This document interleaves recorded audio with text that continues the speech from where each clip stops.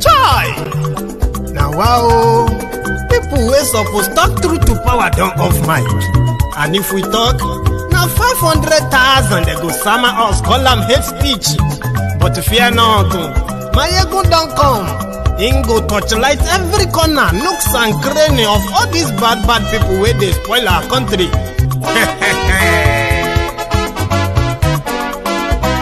So my people make we laugh, oh, yo. Maiyegun don't come, oh, yo.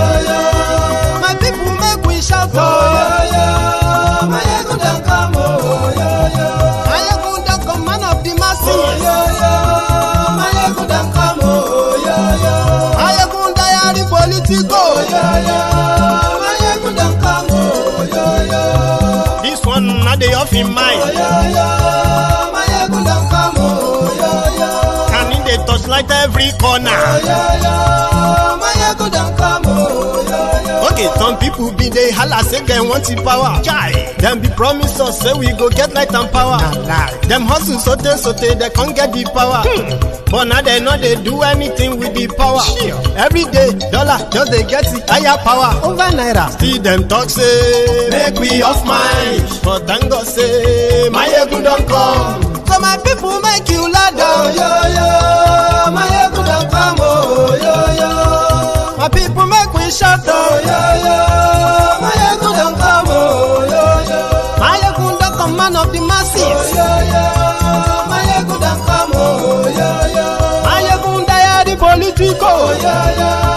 Maiyegun don't come, oh, yo. This one not the off in mind, oh, yo. Maiyegun don't come, oh, yo. Person where they do evil, no one make person talk.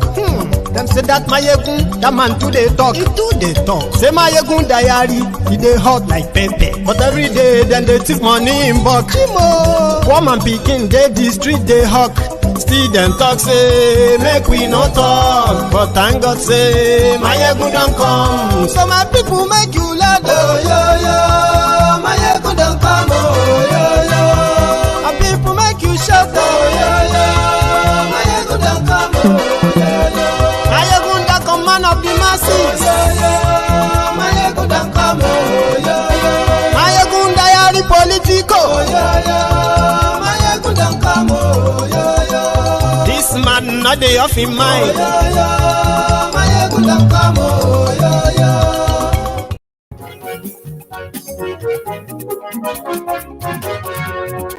Hello there.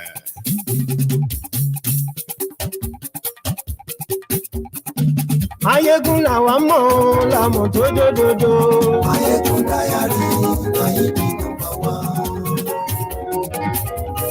Good morning to you, good afternoon to you, and good evening to you. Depends on wherever you are watching from. This is Maiyegun live, and it is also the Sunday sermon. If you recently joined Maiyegun's Diary Politico, Sunday sermon may kind of seem strange, but it is not. I'll tell you about it. Àṣírí ọ̀jẹ̀lú kì í kó níbẹ̀ o. Maiyegun Diary, Maiyegun number one. Bó bá ṣe eré, àní Maiyegun máa wí. Maiyegun Diary, Maiyegun number one. Ó sì tún ṣe eré, wàá gbọ́ níbẹ̀ o. Maiyegun Yes, so Maiyegun number one. Maiyegun Mama Adeniran, tell that your son to dance even better for me. I'm actually visualizing him dancing. kò sí lọ́rọ̀ Maiyegun. Maiyegun Diary, Maiyegun number one. Ẹ farabalẹ̀ ṣẹ́ o, kẹ́gbọ́rọ̀ lẹ́nu o. Maiyegun Diary. Thank you very much. Share the broadcast. Maiyegun làwa mọ̀ tó dòdòdò. Maiyegun Diary, Maiyegun number one. Guinea. Have you heard that before? Guinea. No, you haven't. But you've heard about Guinea Bissau, Conakry. This morning. Àní ẹ̀sùn láti lórí Facebook. Àní ẹ̀sùn láti Thank you. lórí YouTube. Maiyegun ti dé. Àní ẹ̀sùn láti. Maiyegun ti dé. Ọba bá gbé wúrẹ́. Maiyegun máa wí. Àní ẹ̀sùn láti. Maiyegun ti dé. Ijó ìgbádìyẹ. Maiyegun máa wí. Àní ẹ̀sùn láti. Maiyegun ti dé. Ìpẹ̀sìdó bá rúfin o. Maiyegun máa wí. Thank you. Maiyegun ti dé. Ìbò nìyà gbówó jẹ. Maiyegun máa wí. Àní ẹ̀sùn láti. Maiyegun ti dé. So let me tell you about Sunday sermon. If this is your first time of watching Maiyegun live during the day, since you started following or subscribed, Sunday sermon is a special program on Maiyegun's Diary Politico, and it is always on Sundays. I used to do that every Sunday, but I couldn't keep up. You get what I mean? So much to do and the rest anyway. But Sunday sermon, we call it the no holds bar session. Or no holds bar, which means there is no barrier. Now, this is the kind of the session whereby I kind of pour out my mind in the most satisfying way, including even being petty. Like, where I have to say somebody is mad, I'm not going to say they are acting funny. I'm just going to say mad. You know what I mean? Like, it's blunt, direct, and sometimes for some people, it might be too much because according to them, a lot of you feels like, Maiyegun, you can still deliver that message without all this, you know, but that's exactly what makes a Sunday sermon different. And I do advise people, especially those who are pretty much like they are not comfortable, right? When people are not being politically correct, you are better off being politically correct. You don't want to offend people. You don't want to say something that you're going to feel bad about and the rest of that. And it might start sounding like toxic to you. To us, it is not. The message is very, very clear. The owners of the messages are very much the target know themselves. And when these inflictors and others are coming out, just remember that they are not coming for you, except if you are a closet Buhari idiot. A disguising Buhari din, Buhari didirin, Buhari dinotu, Buhari dijatu, Buhari shuku, Ngozi Harris, Nneka Harris. The obedient fools, the sophisticated morons, and the humbled slaves. If you are a closet one, which are all from the clan, the empire of the Sai barbarians. They have their cousins, called the Lagos Abobakus, Oshogbo Alemajiris, the crumb eaters, the crumb chasers, the ass lickers, the all-risers, including their uncles and aunties abroad, remember? Except if you are one of them. The Mumu Madus, the Bele lecturers, the Mumu lecturers, the pretenders, and the rest. Except if you are one of them, that's the only reason why you get offended. If you are not a pretender, nothing that we say on Sunday sermon will ever get to you to the point that you start getting angry. I don't like the way he's. I mean, I respect. No, Baba. See, most of the time, people who always give me conditional support on Maiyegun's Diary Politico, 10 years, 11 years to be precise, or more. People who used to give me conditional supports, the support they give to me always kind of lasts for just few hours. Others last for maybe few days. Usually every Sunday is when most people withdraw their conditional support for Maiyegun. Their conditional I respect you. This is the kind of the time you can take all of that back. This is also the segment where you can feel like, no, you've been wasting your time following this guy, because it's the moment of truth. And it's going to hit you differently, even though you kind of pretend that you don't like what is going on in Nigeria. Or when I'm talking about them, somehow, in a segment like this, you may be offended. The question is, why should you be offended when we are talking about those who have destroyed Nigeria, those who have divided Nigeria, ruined Nigeria? locally and internationally. Why should you be offended? That's the question. Eh? So again, conditional love, as they will call it, doesn't work here. And today, I am going to be as blunt as ever too. Kolu, the Jaga bandits, the Jaga addicts, the Jaga weary, Ashiwaju awon ole, Ashiwaju awon atole. Some said the Jaga pupu, Jaga pampas, Ashiwaju awon agbero. The drug lord, and his connection to Conakry. Number one, it wouldn't have been much, okay, if he didn't lie in his own INEC form that he submitted. Not that I'm expecting anything, or you should be expecting anything reasonable to come out of this, but there is something that continually will continue to give you the vibe that Nigeria is just this close to becoming a narco state. And some of you don't even have a clue of what that means yet, right? So, as the children of God were sleeping, Son of Man woke up to do the work of what do you call it? The work of the, should I say, the angels. Oh, in the middle of the night, oh, David Undenyi. Surprise. Bawo kí ló ṣẹlẹ̀, David. Kolu is a Guinea. Bawo. Ewo tún ni Guinea. At first, nobody knows his real name, his real age, his childhood friends, his real parents. Nobody knows a lot about, where he said he worked, right, as this or that, we went back to those places. They were all lies. What exactly is actually real about this guy? Right, here is the story. Guinea. How did Tinubu become a diplomatic passport holder in a country that is not his country? How? Here is the story. Oh. Listen to me very well. Oh.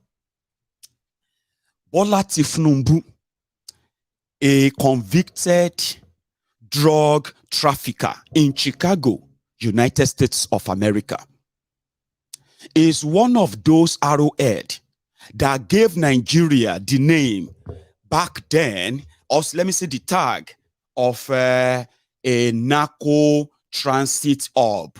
Nigeria actually became one of the hubs for drug traffickers from South America. It became something that even government of Nigeria under Buhari killed some people for drug trafficking. But Kolu, who was based in the United States of America at the time, was, he presented himself as an accountant, okay? Now, as an accountant, the drug dealers, they also need an accountant. And that was when Kolu and his wife, Tinubu and his wife, they ventured into this world of criminology full time. What did they do? They wanted to launder the money for the drug traffickers. They are not those distributing the drugs per se. They are just managing the fund from that drug trafficking.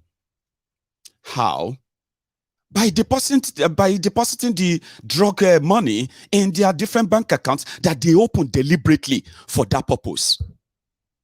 But how does the drug from South America fail to cross from South America to North America, which is United States of America, crossing there and just deliver their drugs? Why do they have to take a long trip down to Africa, West Africa, before they would then, redistribute to Europe and America in the 80s and 90s? Oh.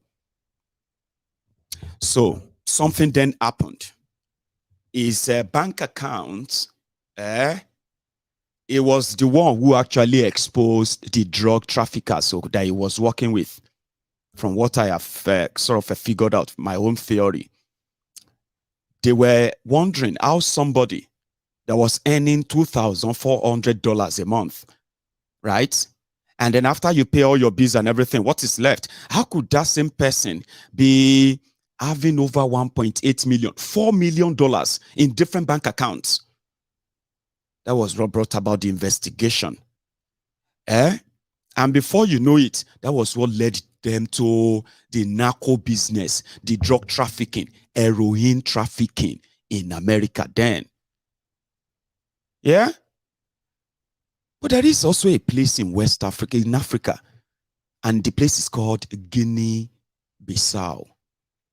Now, Guinea Bissau is a very small country.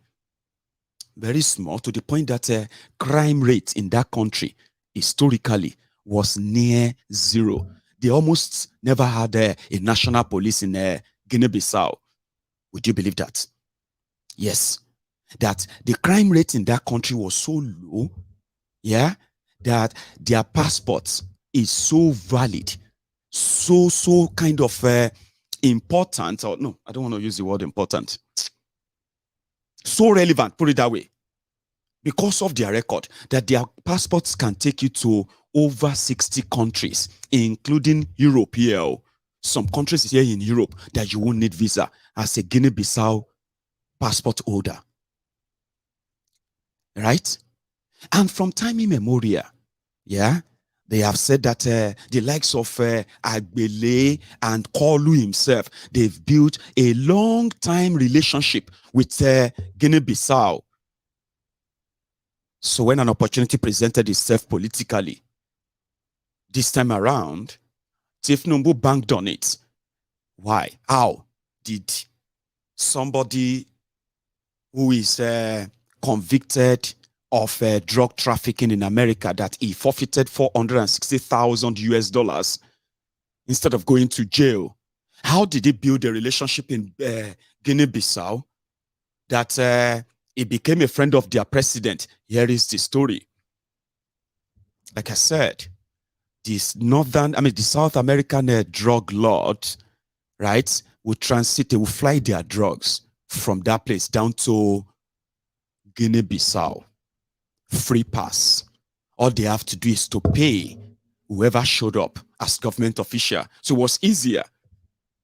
It got to a stage whereby the government of Guinea-Bissau, they were actually making so much money from drug trafficking to fund their own government in Guinea-Bissau. Yes. And by so doing, you will probably want to know the guys behind it too, and then building a relationship with those who run the country to give you easy pass would have been the next thing over the years. So they said it was Tinubu who introduced Alpha Conde. Some even said, what is the relationship between Tinubu and Alpha Conde? They said Alpha Beta. Probably he got the name Alpha Beta from Alpha Conde. They were good pals. He installed the government. Drug dealers install governments all over the world, where they work behind the scene to give themselves some kind of a state immunity from investigation and arrest. Now, Tinubu, who introduced, according to what we heard, introduced Alpha Conde to Bokwari, and they became friends. And becoming friends means they have to build political alliance, to the point that in 2019, when Alpha Conde came back to Nigeria for Bokwari's second term inauguration, he spent quite substantial time with Tinubu. This time, he was discussing with him how he could help him to also win a second term in his country, because currently he's already lost it. He's already lost it like a Bokwari. But Bokwari did it here in Nigeria, and he was told that Tinubu was instrumental to that. So they spent time together in Nigeria during Bokwari's second term inauguration. And from the record, right, they said that Alpha Conde was so scared he was going to lose his re-election, that he was planning to postpone the election. In fact, the opposition wanted him to postpone the election too. He was given into that until Tinubu told him, October 11. Don't ever change it. This is how you go about it. Okay? Rig yourself in and tell them to go to court. That kind of put Tinubu in a new kind of level in the political space of Guinea. In fact, Tinubu had to put together some of his, regular run boys, and he sent them to Guinea Bissau to go and work on the propaganda on the people of Guinea. The level of propaganda that we eventually, blame the people, or let me say the opposition, for what the dictator in Guinea-Bissau is doing. And it worked. Conde was declared winner. The opposition declared fraud. They went to court, to Supreme Court. They threw everything away. And Conde, in appreciation of their friendship before the second term or whatever, to give Tinubu the full access, that was when he offered him this citizenship. Are you following? And this is not just Guinea-Bissau passports. This is their diplomatic passports. Okay? This is not something you will say, oh, honorary citizenship and all of that. According to those who have actually worked on Guinea-Bissau generally, they ask few to share with us. Okay? And how much it is also easier to acquire their passports, especially if you are from Nigeria and you know your way very well. Yeah? You can acquire their passports for your trade. And there are hundreds, if not, hundreds of thousands of people of questionable characters who have this same passport. But see,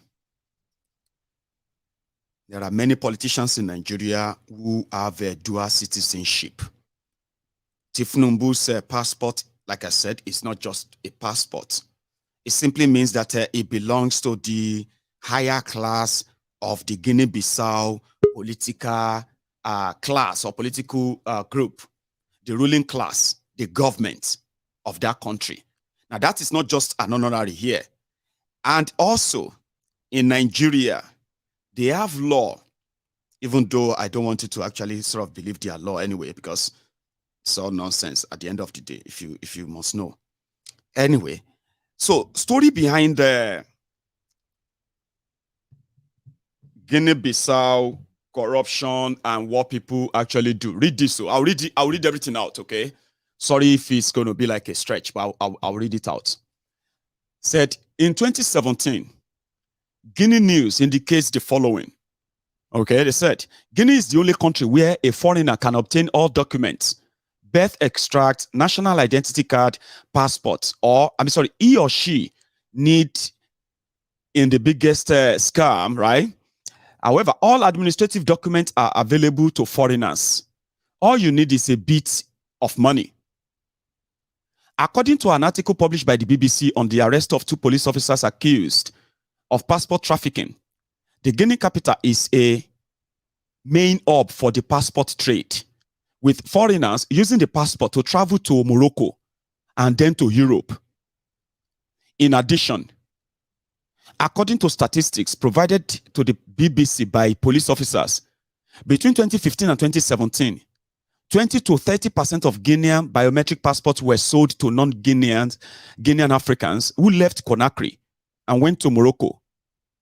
Corroborating information could not be found among the sources consulted by the Research Directorate within the time constraints of this response. Guinea's Minister of State refers to the following problems that arose during operations to roll out and issue biometric passports in Guinean embassies in Europe. Right? So changes in identity or date and all of that stuff. So according to the same source, the minister knows that all changes to the biometric passport, first and last name, date and place of birth are prohibited. Lost or stolen passport must be reported in an official manner, and any biometric passport that is declared damaged must be returned. Right. Now, this is their story, just to corroborate what I've just told you. It was like the place is a drug hub. Now, for you to now send the drug moles, or what did they call them? The drug carriers that will now ferry all those drugs to the rest of the world. Okay? You just take them there, pay the right money, and then you put they are Ghanaians. So Kolu, known for drug trade, drug trafficking, convicted for same, but is a notorious kleptomaniac, right? A fascist politician that has also taken over institutions in Nigeria, about to be sworn in as the president of Nigeria. Is he breaking any law? Tinubu has broken every law known to Nigeria and to international communities. No that and no peace. And the burden is going to be on you, okay? Not on Tinubu, okay? For somebody like me, I would just kind of, reduce traveling. I don't have to subject myself to that trauma of special profiling at different airports in the world. I will just stay away. But there are many people that won't and can't. Here you get. He has broken every law everywhere. Nigeria is a lawless country, a crime scene where criminals, rather than go to jail, they get rewarded. A diplomatic passport holder. Some said, but the passport has expired now. Maybe that is why we actually saw it. And that's why we are seeing it. So the new one, the replaced one, where is it? Meanwhile, when he filled his INEC form, this is what he put there. Okay. Now, this is called perjury. I know it doesn't mean anything to some of you criminals, okay? Following the drug dealer. It doesn't mean anything to you. It's all right. But it is called perjury, all right? When a criminal lie under oath, according to your law in Nigeria, that is 10 years. Have you voluntarily in the past changed nationality? He said no. He said, have you voluntarily acquired citizenship of any other country? If yes, which country? He said no. Instead of saying yes and explaining that INEC form that I was given a diplomatic passport as a Guinean or as a Guinean. So I am a Guinean too, but I am a Nigerian. That's all. So by this alone, he has committed perjury. But Nigeria, a lawless country, it doesn't matter. Now the people who want to come implement the law with that, the people who want to come and put law and order in place, so lawbreakers.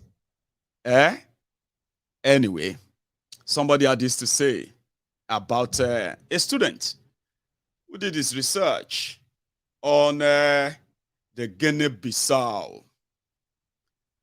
A good read. And this is just an abstract. All right. The rising trend of the drug trade in Guinea-Conakry began from 2004. And the extent of the illicit trade came to limelight after the military coup in 2008. Many observers then feared that Guinea-Conakry may be West Africa's next narco state. This paper therefore critically reviewed the trend of drug trafficking in Guinea-Conakry by adopting a desk review research approach with the reports and evaluation obtained from secondary sources of data analyzed through content analysis. The study found that the narco state syndrome has remained a dangerous trend within the West African sub-region, with negative impact and effects in states like Guinea-Conakry that are caught up in the drug trade. This study concluded that Guinea-Conakry is at risk of being captured by drug traffickers, as crime governance was noted to be interlinked with drug trafficking, with high complicity of higher level elites in the illicit drug trade.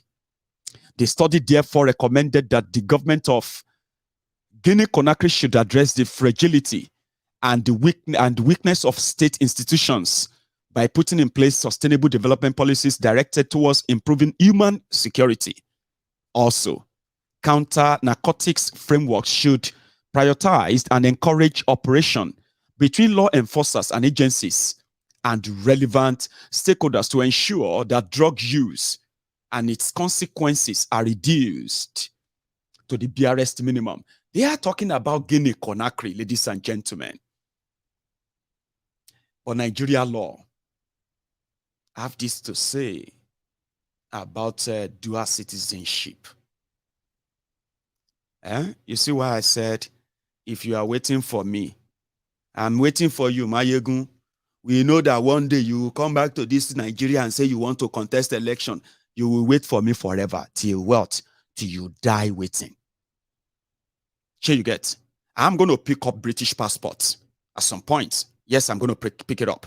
Which will then make me what? British, Abi.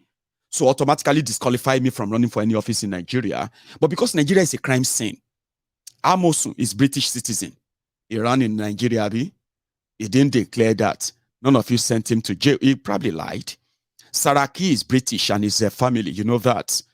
Bokwari's, well, they didn't contest election anyway, so Bokwari is not British. So I wouldn't say he is. There are many of your criminal politicians who are indeed not supposed to be running for any automatic disqualification, except they publicly say, okay, I renounce this citizenship. Saraki is still British, and majority of them are still British. So when they finish looting you and do whatever they want to do to you, they come back here with their British passport, and they come what? To enjoy whatever is left here. So I'm not coming back to come and be anything in that place. Not there. Because your law says if you pick up citizenship of anywhere, American or Canadian or Guinean, you have no right to run for office in Nigeria. It is your law. A person shall not be qualified for election to the office of president if subjected to the provisions of Section 28 of this Constitution. Subject to the provisions of this section of Section 28 of this Constitution. He has voluntarily acquired the citizenship of a country other than Nigeria, or except in such cases as may be prescribed by the National Assembly. He has made a declaration of allegiance to such other country, or he has been elected to such office at any two previous elections, or under the law in any part of Nigeria he is adjudged to be a lunatic or otherwise declared to be on sound mind. Now, all of these are what actually disqualified Kolu.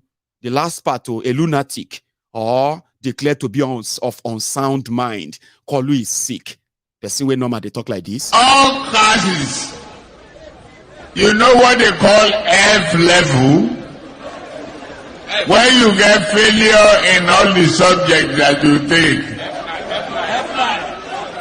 F9, F8, F9, F8, FF, double F. That is his name. So person when normal they talk like that. Person where they talk like that. Anyway, that's the law. By that law, ordinarily, Kolu should be in handcuffs right now.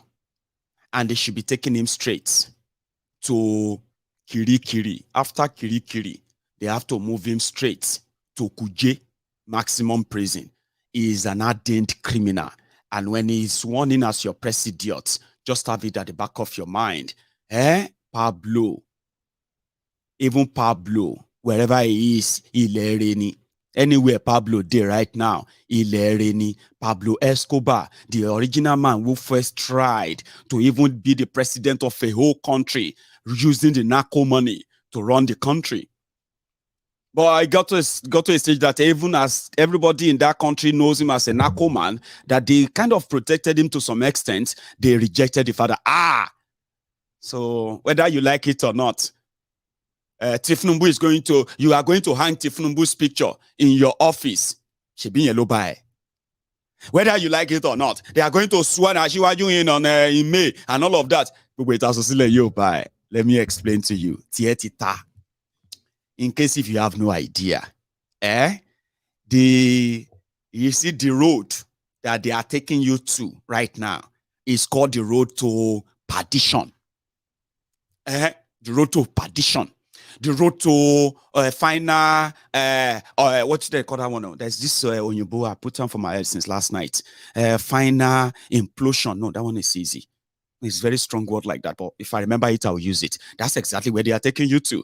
And if you have an understanding, right, you will be like this, where is that? I will say, where's she? You will be like this lady and say, help me, help me, help me. Let me explain that. I will not allow you to. Help me, help me, help me, help me, help me, help me, help me, help me. If they carry me, they go, we are not know. Help me, help me, help me, help me. Now, what this means is that whatever you have seen before, or whatever you have heard about Kolu before, put all of them all together, okay? And just come to the conclusion and say, nobody knows this man. Oh, he was the former governor of Lagos State, two-time governor, this one and that. Of course, he's had a very good run until now.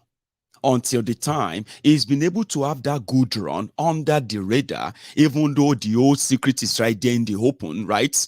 Until now, that he put the biggest electoral haste ever.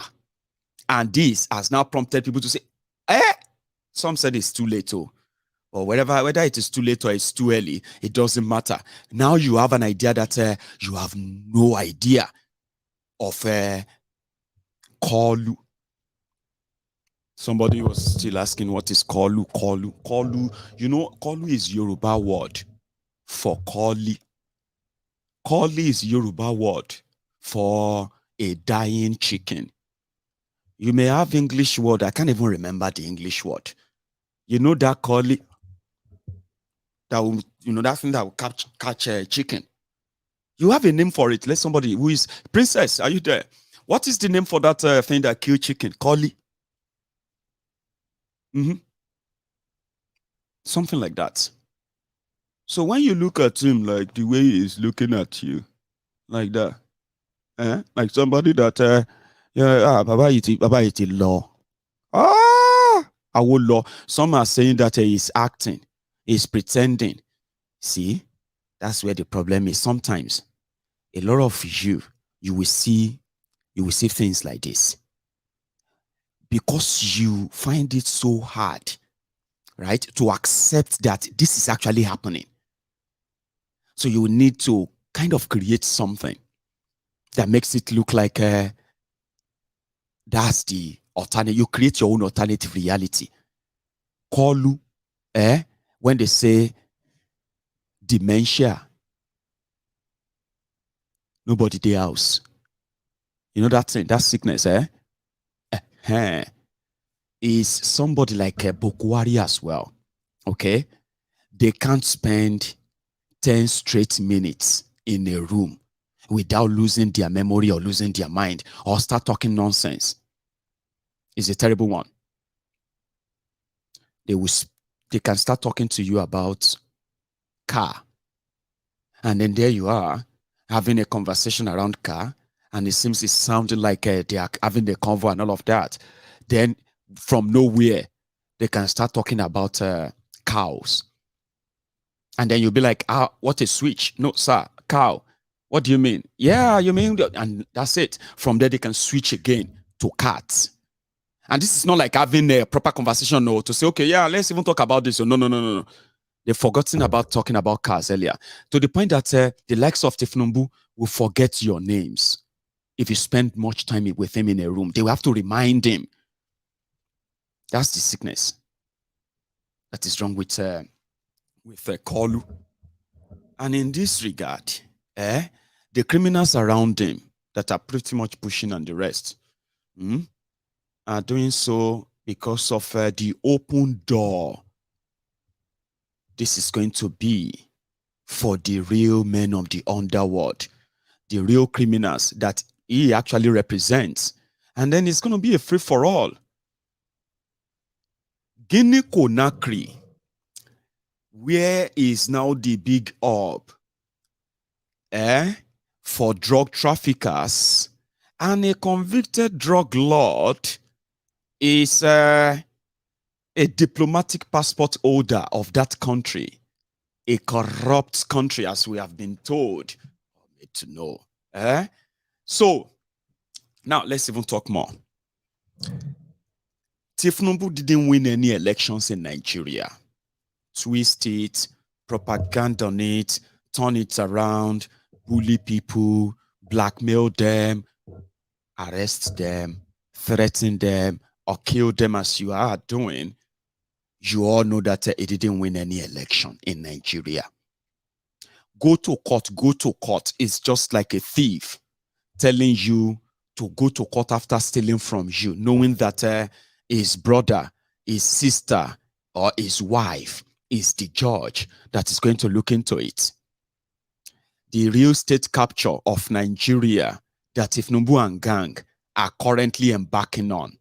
A sick old man, right, that only wanted that immunity of, he's the president, right, in order to give immunity to other criminals disguising right now as Nigerians. So breaking laws means everybody is free to break the law.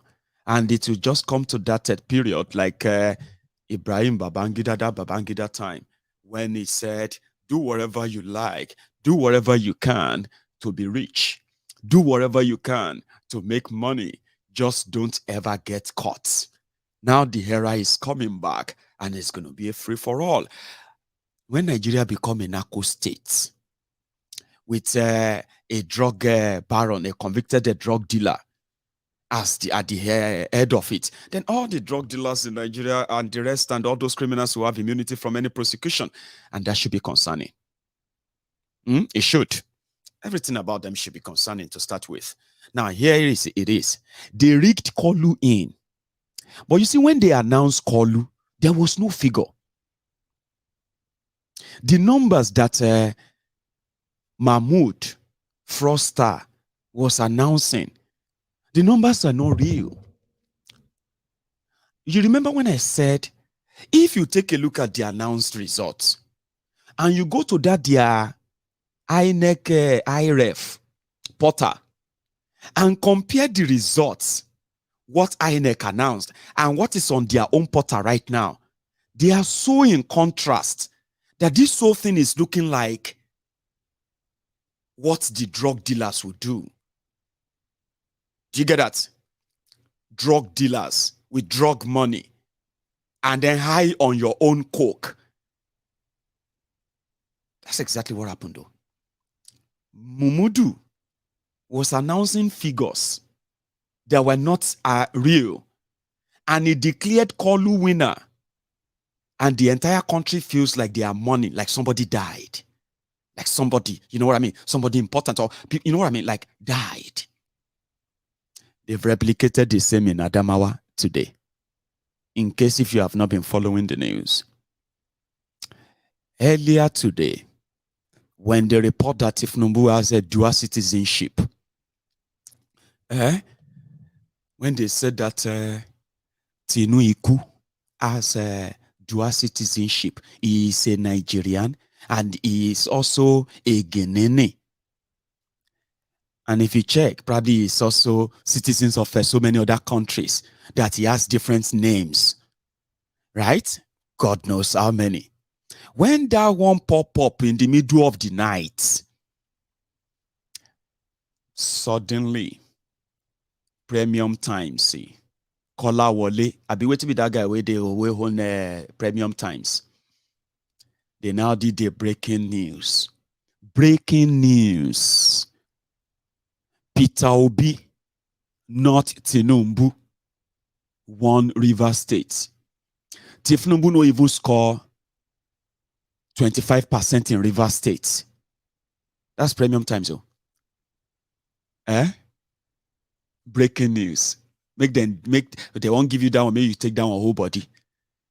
They said on INEC, imagine, INEC declared Tinubu winner. Abi? And Tinubu won Rivers State, remember?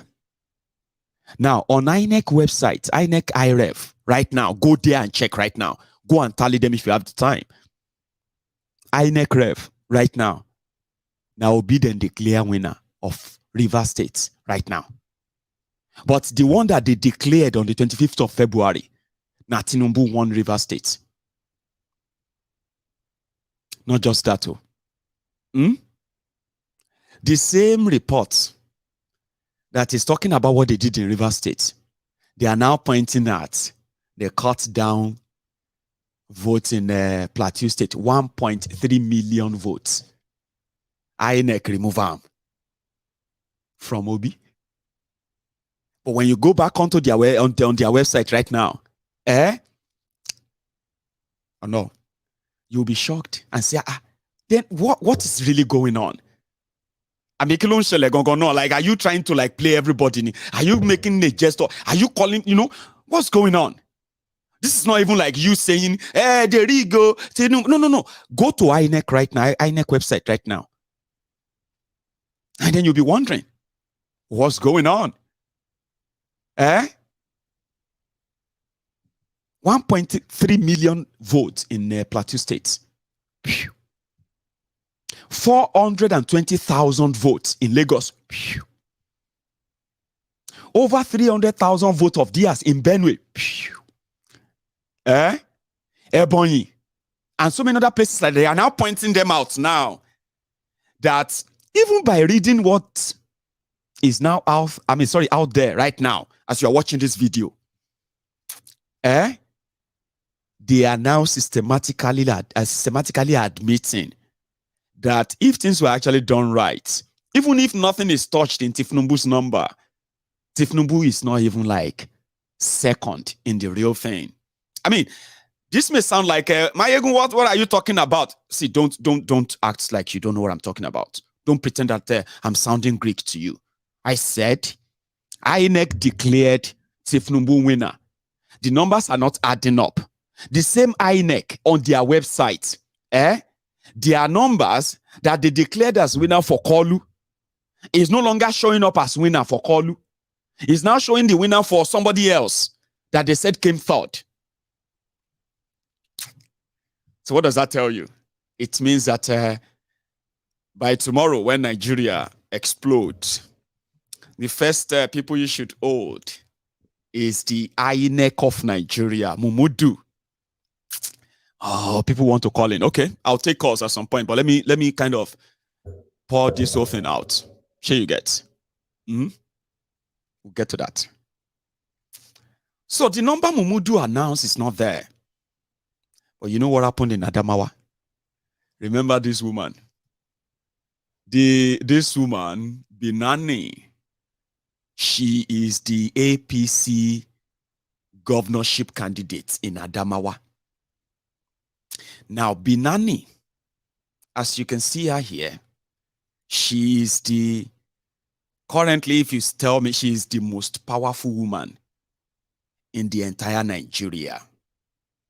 And if you ask me why, Binani is the woman that printed all of the election materials that you used in this 2023.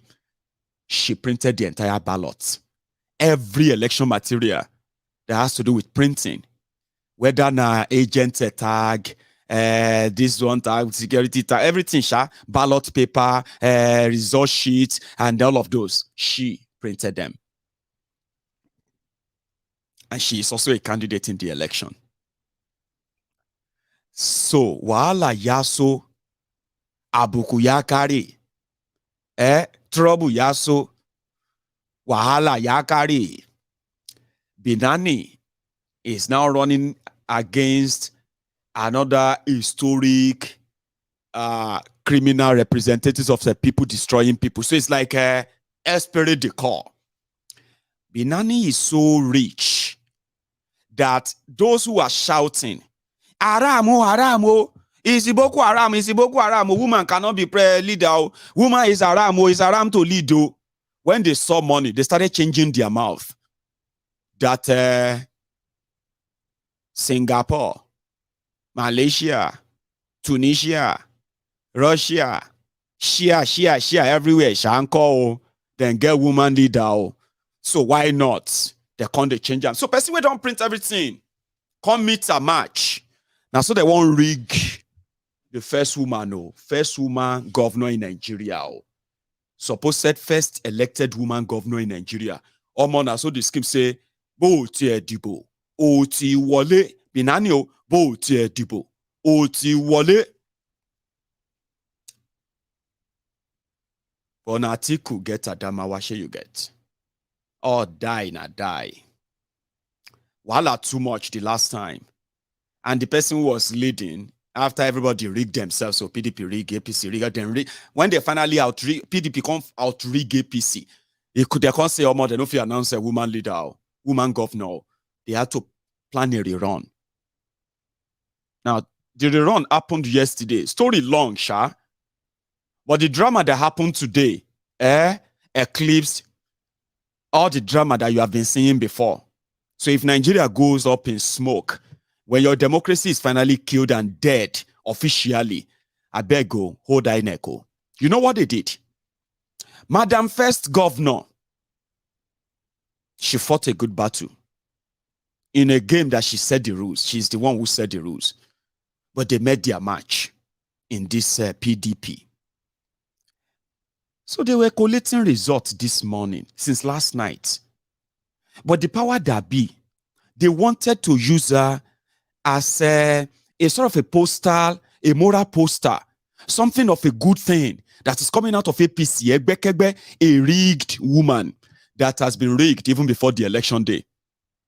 The battle right now is just to see if other ones will let the rigging pass. Okay, that one was leading. They have few other words to conduct the runoff election. So runoff election happened, Wala happened, and they started collating. Well, now they are collating this morning. The person that was leading the last time, PDP, is still leading this morning. Okay? Then they said, hey, order from above. We have to suspend announcements. We are going to come back 11 a.m.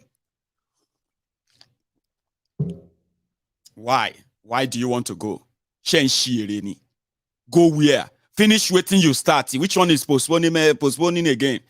Hey, you want start? No, we are not starting. We are coming back. We will continue the announcement. Returning officer officially is expected to announce results of election. Returning officer, they call them RO. Resident electoral commissioners are only working when they are conducting national election, like presidential and national assembly elections. So they will be the ones to take the result from all the returning officers, and then they will now take it to Abuja as a resident electoral commissioner. They are called REC. But Nigeria is a useless democracy that this APC have made it. Sadly, Abibao. Okay, we will reconvene back. We will reconvene back at 11 a.m. Everybody can't go away. Sure you get. Omona, so returning officer disappeared with risotto. They can't find this returning officer, or they have kidnapped him, or they have locked him somewhere.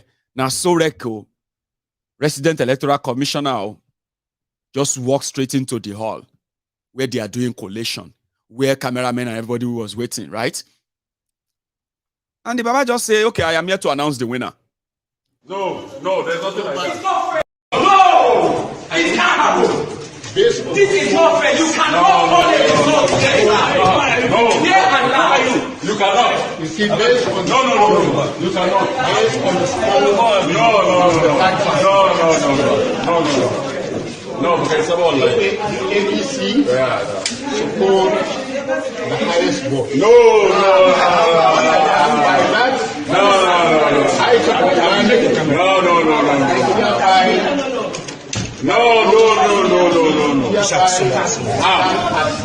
How? Governor of Adamawa. How? Thank you very much. How? Yeah. He just walked in with a commissioner of police and some policemen to provide security for him. And he just walked into the hall and he said, Binani APC, having polled the highest result of votes, is hereby declared the winner of the election. How? What's the number? I mean, you are supposed to announce a very lawless place. Lawless place, oh. And at that place, some of you don't get shame. Unfortunately. I've been dealing with you for so long, okay? Lagos above Bakus and some of you on-boot slaves and then, sophisticated morons, okay? I've been dealing with you for so long. And you are not new. You don't get sense. You don't get shame. You don't get sense. At least if you want to do something, do it right. You cannot govern a country. You divided the country. You impoverished the country. You terrorized the country.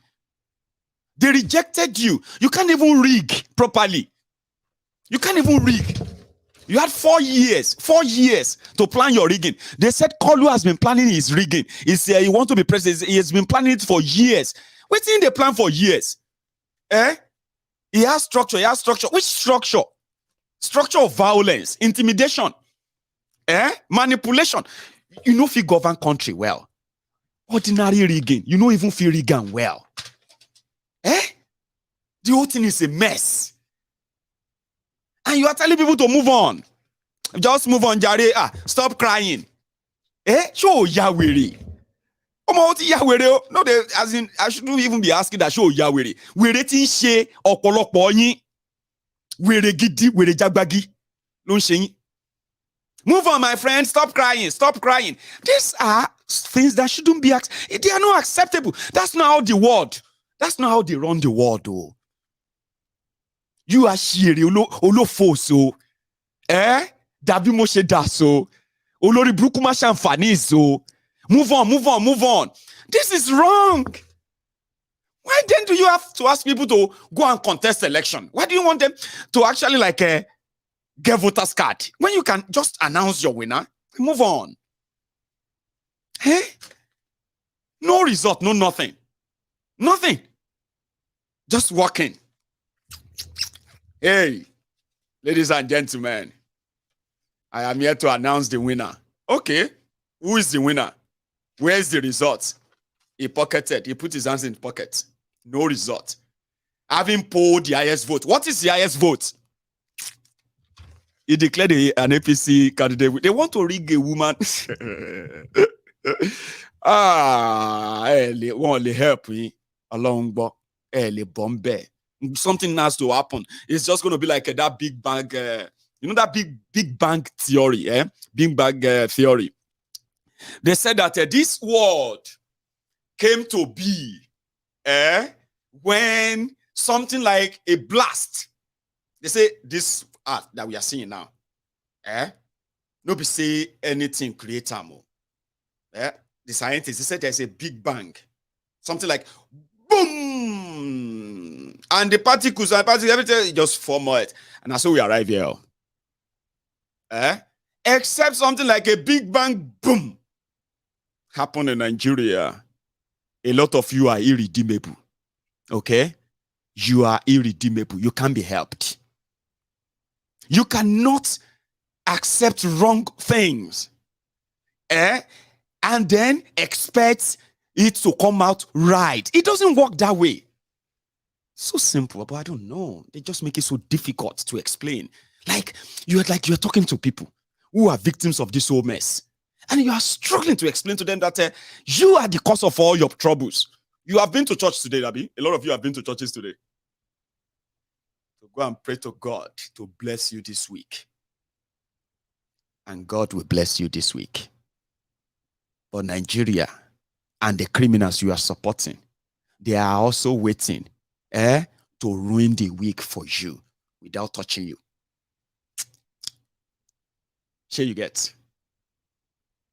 In what did they call the place again? Jigawa. Jigawa is one of the poorest states in Nigeria.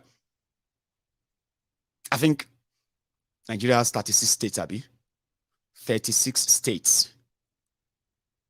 Jigawa is probably about 35 or 34th poorest in Nigeria. Mismanaged though.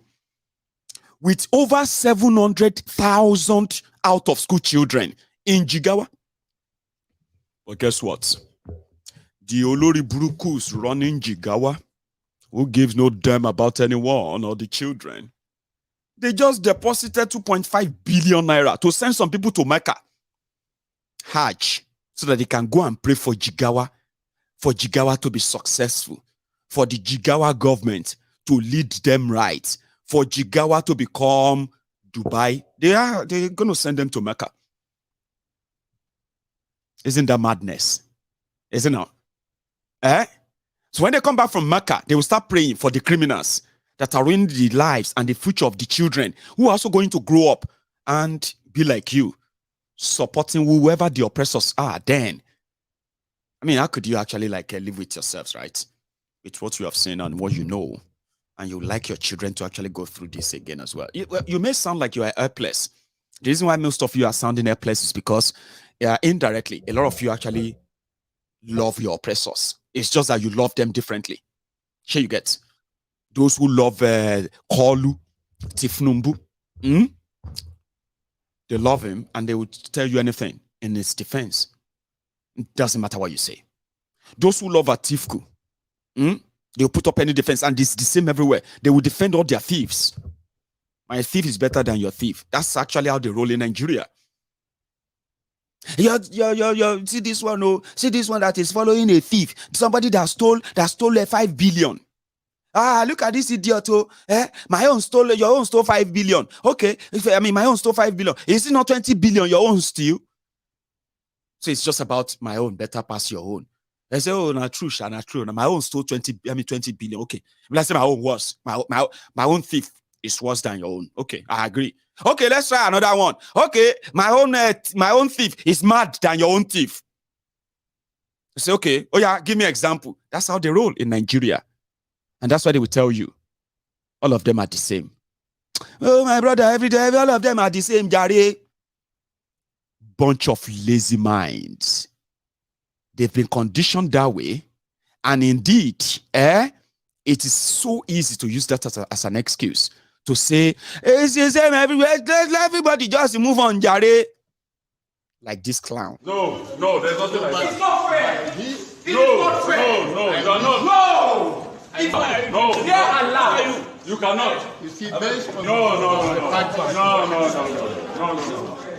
No, because it's about life. the APC Yeah.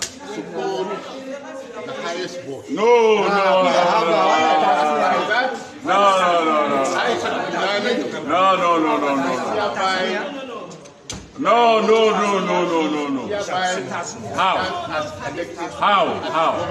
Governor of Adamawa. How? Thank you very much. How?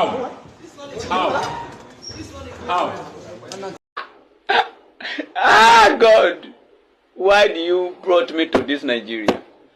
What is my sin? Kí lẹ ṣẹ̀ mi gangan? Kí ni ẹ̀ṣẹ̀ mi tó fi dá mi sí Nigeria yìí? Ìkíní, èkejì, ẹ̀kẹta. Ó yẹ o. Oh yeah, alone. That's exactly, I mean, like I said, Mumudu announced numbers that are not real. Okay? As you as one. How come you are not celebrating? We'll tell ourselves the truth. How come? Maybe say everywhere you are still angry. Now you win. You won election. Instead of you to be laughing at people, but now fight, you fight. If to say you won, true, Abi, you are supposed to just go everywhere and be like, oh, you guys calm down, Jare, we've won. Sure you get. But a lot of you are threatening people. Now you win. Now you did angry pass. Have you not noticed? Election is over. But now see the campaign of calumny, campaign of ethnic bigotry, targeting people to the point that you are telling people that once Tinubu gets sworn in, you go show people. So you see the problem. Did you actually win? Do you really think you, or you are? I remember that time I said, CEO, when we started monitoring this charade, and some of these shocking, hang on. Let me go and fix this one. Don't go anywhere. Today, I want to declare without equivocation. Today, I want to declare without equivocation. Today, I want to declare without equivocation. Today, I want to declare without equivocation. Today, I want to declare without equivocation. Equivocation. It doesn't really matter. I just needed that break, okay, to switch that battery that is blinking. All right, that's sorted. Until it starts blinking again, and I'm going to get up again and go and fix it. In a way. So, I was saying, meanwhile, there's actually a break I want to put in as well. Something I want to put in between before I continue. Okay, talking about those of you who are actually promoting and telling people that they should move on. Move on from what? In Kogi, let me tell you another story. In Kogi, Yeye Bello, the same criminal, right, that dug huge gullies on major roads that lead to his opposition's constituency on the day of election to stop INEC from getting there and to stop people from there getting out. The same Yeye Bello and Onoja, his deputy. They could have gone on a collision course, but that's not the story. The story is that Yeye Bello is now his own godfather too in Kogi. And they told everyone to go and get, his term is also coming to an end soon, and they are going to have another governor there. So the godfather told his other fellow thieves to go and pick up forms, and they did. And then the last minute, right, he just told all of them that he's got a consensus candidate and all of them should sit around and endorse him and make a video of it. Some agreed. Those who didn't, like a smart Adeyemi, Tio Smart. Let's go inside that room where they were sharing all of that, okay? Here. And total number of votes cast amounted to 83,419.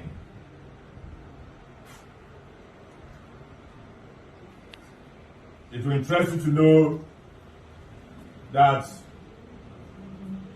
the 7 candidates that participated in these primaries are the following votes. Honorable Smart Adeyemi had 311 votes. Honorable Sanusi Ohaire had 424 votes. Stephen Ikani Osheni had 552 votes. Shuaibu Abubakar Audu had 763 votes. Abubakar Yahaya Ashimugu had 1,159 votes. Salami Momodu Zigi had 1,506 votes. And Ahmed Usman Ododo had 78,704 votes. Wow. Meaning that Ahmed Usman Ododo had the majority of lawful votes in these governorship primary elections that took place yesterday. And get this background, therefore, by the powers conferred on the committee by virtue of Article 19 of the APC guidelines for the nomination of candidates for general elections 2003, I, Honorable Patrick Obayabon, Secretary of the Primary Election Committee for Kogi State, on behalf of the Chairman, His Excellency Governor Bello Matawalle, and members of the committee here present, hereby declare that Ahmed Usman Ododo, having scored the majority of lawful votes cast at the direct primary election conducted on the 14th day of April 2003 in Kogi State, is hereby declared as winner of the APC Kogi State primary election 2023. And the aforesaid Ahmed Usman Ododo is herewith, hereby, and heretofore returned as the duly elected governorship candidate of the APC for the November 2023 governorship elections. Nigeria is so corrupt, which I regret the day I was born in this country.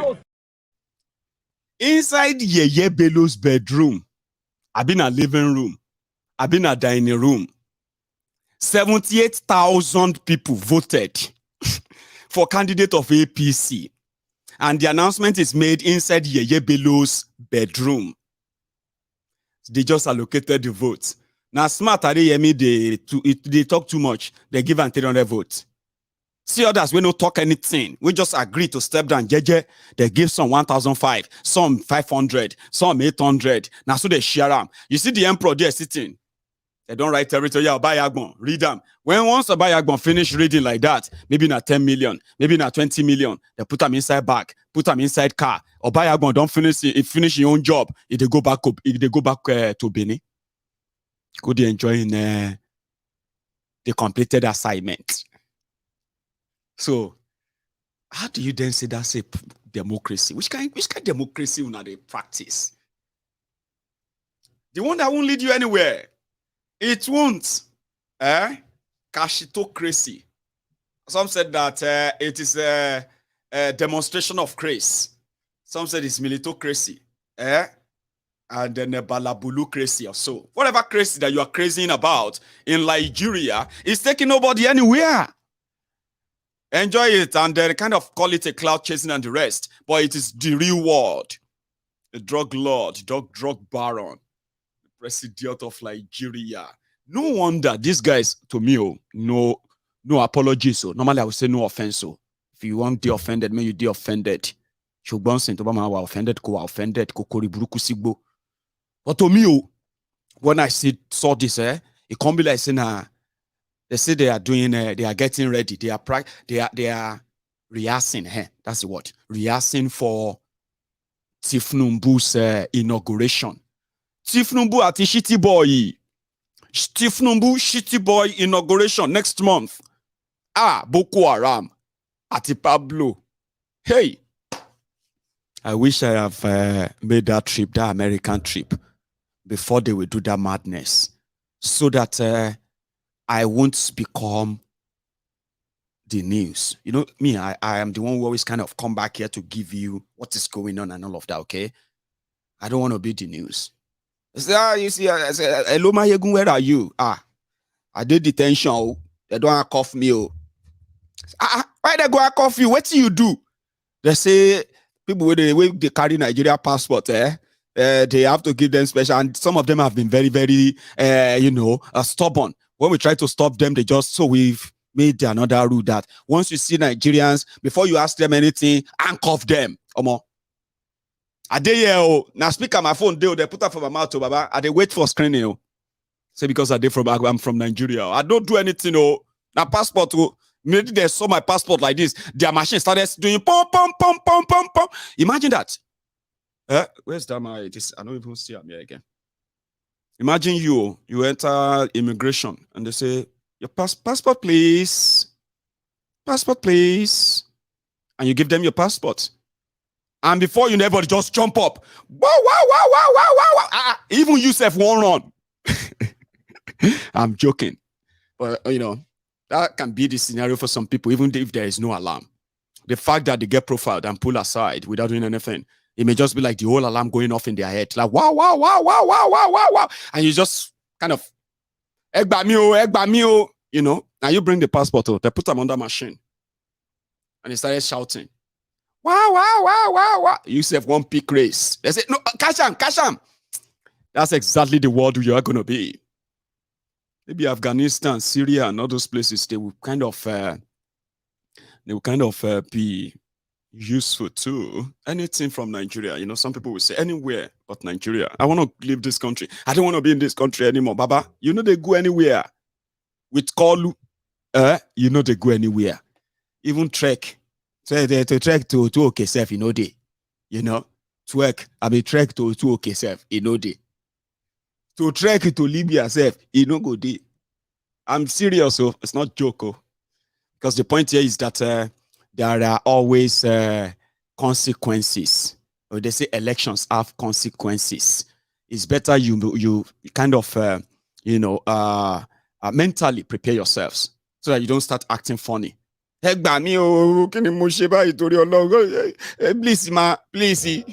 say no, don't talk. Please move. Move, okay. Sorry, I didn't do anything. I didn't fight anybody on the plane. Please move. So I don't want to be the news.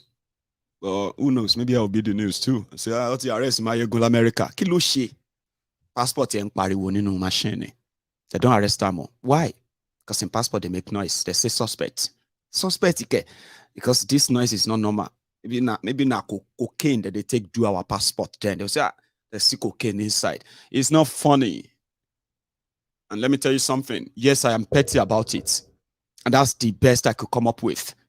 Without having to actually rain invectives on all of you that are actually promoting this. Because you are so selfish. You don't give a damn. Same way you are so selfish about Bokuwari. And he came, he saw, and he ruined, and he destroyed everything. Yet, you are so proud, so arrogant to admit that you brought this upon Nigeria. You are still doubling down, and you want people to just keep quiet. Tomo. So there will be consequences. They say elections have consequences, and I believe them all.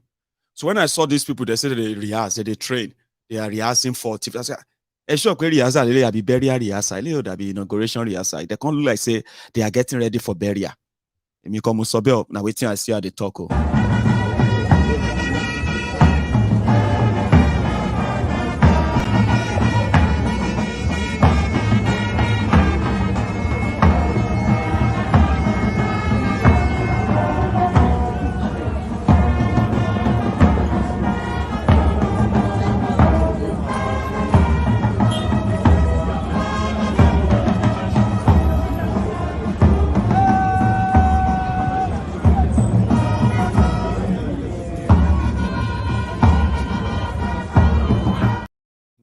One way they said that on MaiyegunsDiary Politico, where I put the what do you call it?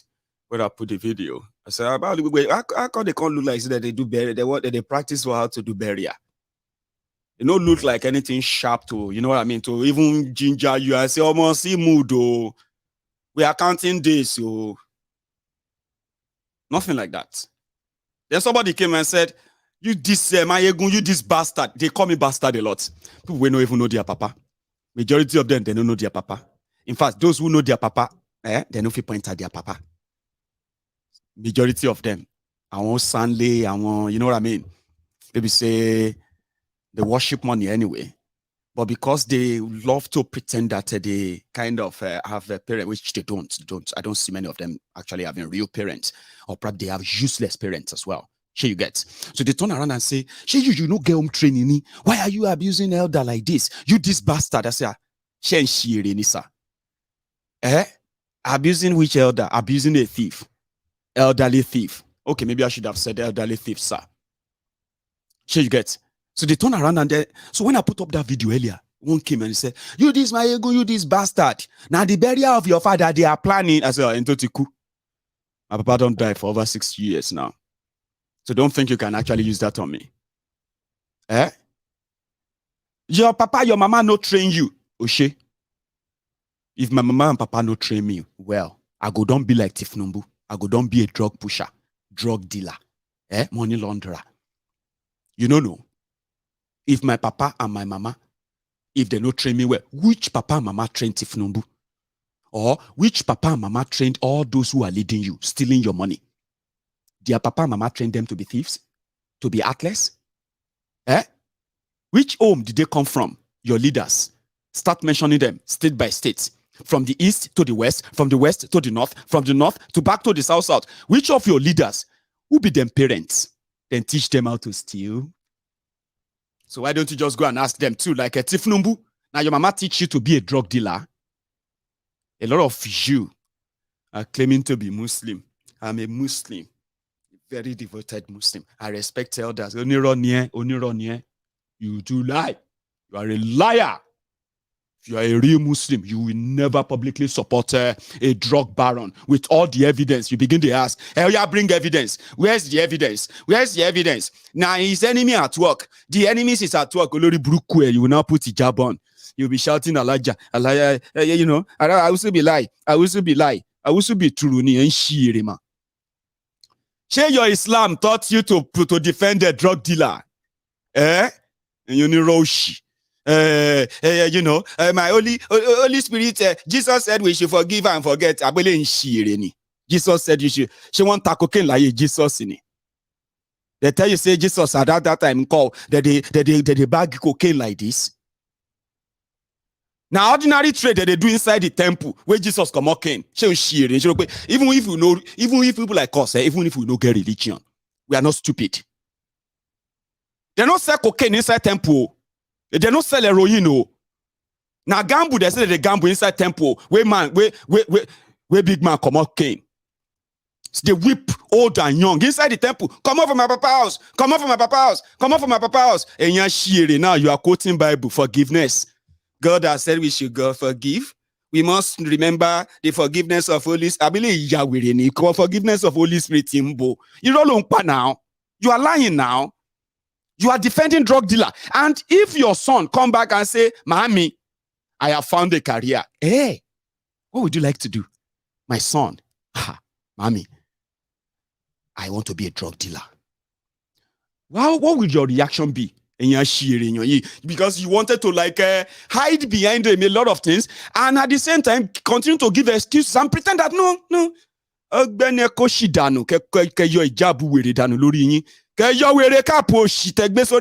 then all this bedsheet because I can't see how morally you have that chance of it publicly. You are supposed to be so kind of secluded. You are supposed to be hiding it. Shame. Atagba, atomode, the old, the young, shame no day your dictionary. And they say you can't shame the shameless. Then you turn it around. You not get papa for house in it. How can you don't have respect for elders in it? Coming from Elijah don't support Onigbana. See Elijah don't support Onigbana. He's asking me about respect. See Alaji, see Deacon, see Pastor. Don't support Boko Haram. He's talking to me about respect. Because that's exactly what you are. That's what they do. They try to blackmail you. They try to kind of make you feel like, yes, what you are saying is okay, but the way you are saying it is what they don't like. Ironio, pretenders. Bunch of pretenders. So, you see all of you, the Gen Z, all of you, we don't ja. When I say ja, all of you will say you be real or ja. We don't ja. You see all this little bruku that will come around and begin to kind of blackmail you with, get respect in it. Get others for house and tell them, and shirima. You're asking me stupid questions. So you say you be a balagbabi. Who be the person we train Tifnum? Who be their parents? They don't get parents. They are all posting pictures of their parents. Mommy, God bless you for giving birth to me. Oh, this little bruku thief. So, and you, ashirele beasts, humble slaves, sophisticated morons. You go under there. God bless you, Mama, for giving us a wonderful man. God bless you, ma, for raising a wonderful child. Massaging the ego of your criminal leaders. And then on the other hand, you want to turn to prayer warriors. God, come and fight our battle. God will never let the tears of the Mekunu dry. You will see this God is as you want to wait for the God of Mekunu when your children have been denied their proper education. When you actually have no real economic sense to show that you are a Nigerian, born, raised, and then living in Nigeria. Nothing. But you are there praying. Some will come. Maiyegun, I like your program. What I don't like is the way you always abuse. You like my program, but you just don't like the way I abuse all those Olori Brukus and those who have Kori Brukuba Nigeria to this point. The one that a lot of you contributed to as well. Really? Because the point here is this. The future, the lives of those you are actually ruining and destroying. There are those that are going to be here when you are long gone. But because you are so mindless, selfish, you will rather let the status quo remain, and then you shut those who are going to leave the consequences. You're going to shut them down. So yeah, when it happens, it will happen. Bokwari happened. I've told you this before. All this I'm saying to you is just so you know that when you are making choices, you should be aware of the consequences of your choices and stop pointing fingers at somebody else who probably doesn't even contribute to what you have brought upon yourself. Remember that. A lot of us who don't live in Nigeria, you know why we are so worried? We've got families in Nigeria too. I've got friends, I've got members of this temple who have sent money for ransom for their own people. These people are not living in northern Nigeria, where Fulanis are kidnapping, where Boko Haram are kidnapping and raping women. These are people who are traveling. These are people who are traveling down south, only to get caught. Ransom. We were paying ransom southwest Nigeria, but you can't talk about it because it's going to hurt politically if you continue to talk about it until they brought a drug dealer, a drug baron. Now, all of us are not safe. They're going to be threatening us. They're going to be threatening up and down. They're going to be trying to use their state resources to muzzle people down. But that's my prayer. And somebody told me that Nigeria is going to break up. And unfortunately, it is going to start from, a Fulani man, and a Yoruba man will complete the job.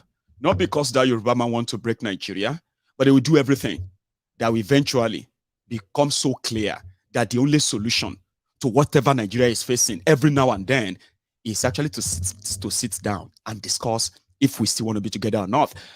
Or let everybody go their separate ways. And Tinubu is going to be the vehicle.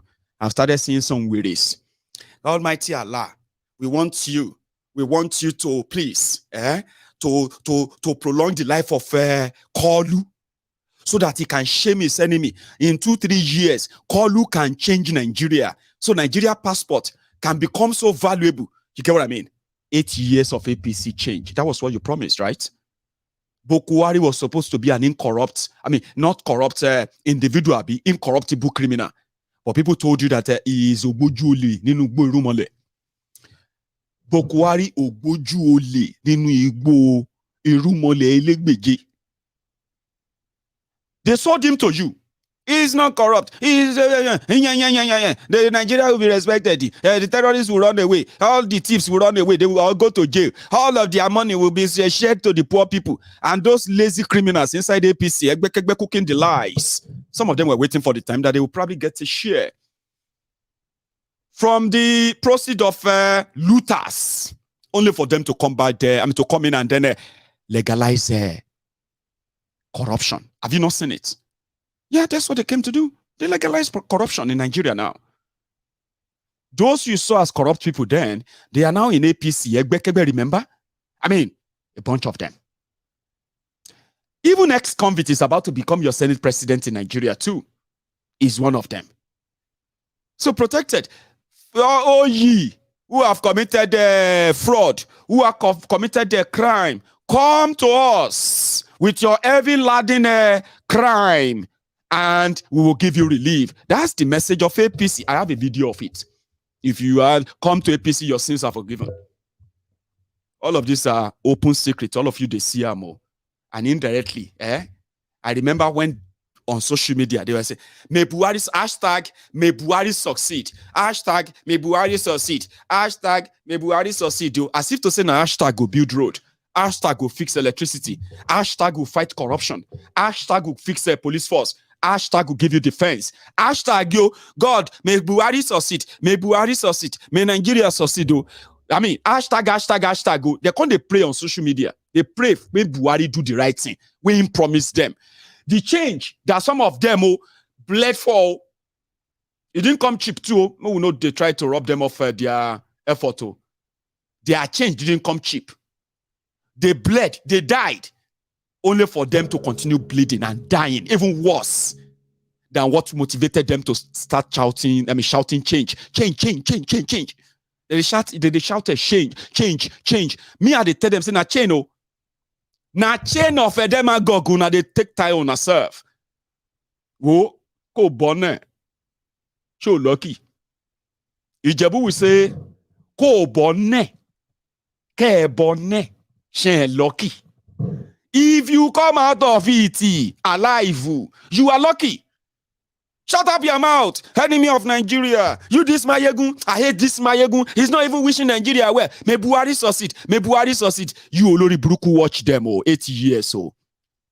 More than 40,000 people slaughtered and killed by different terrorist groups in Nigeria in 8 years. Yes. And guess what, right? The double of that were kidnapped too. Over 80,000 people were kidnapped. Same 8 years under APC.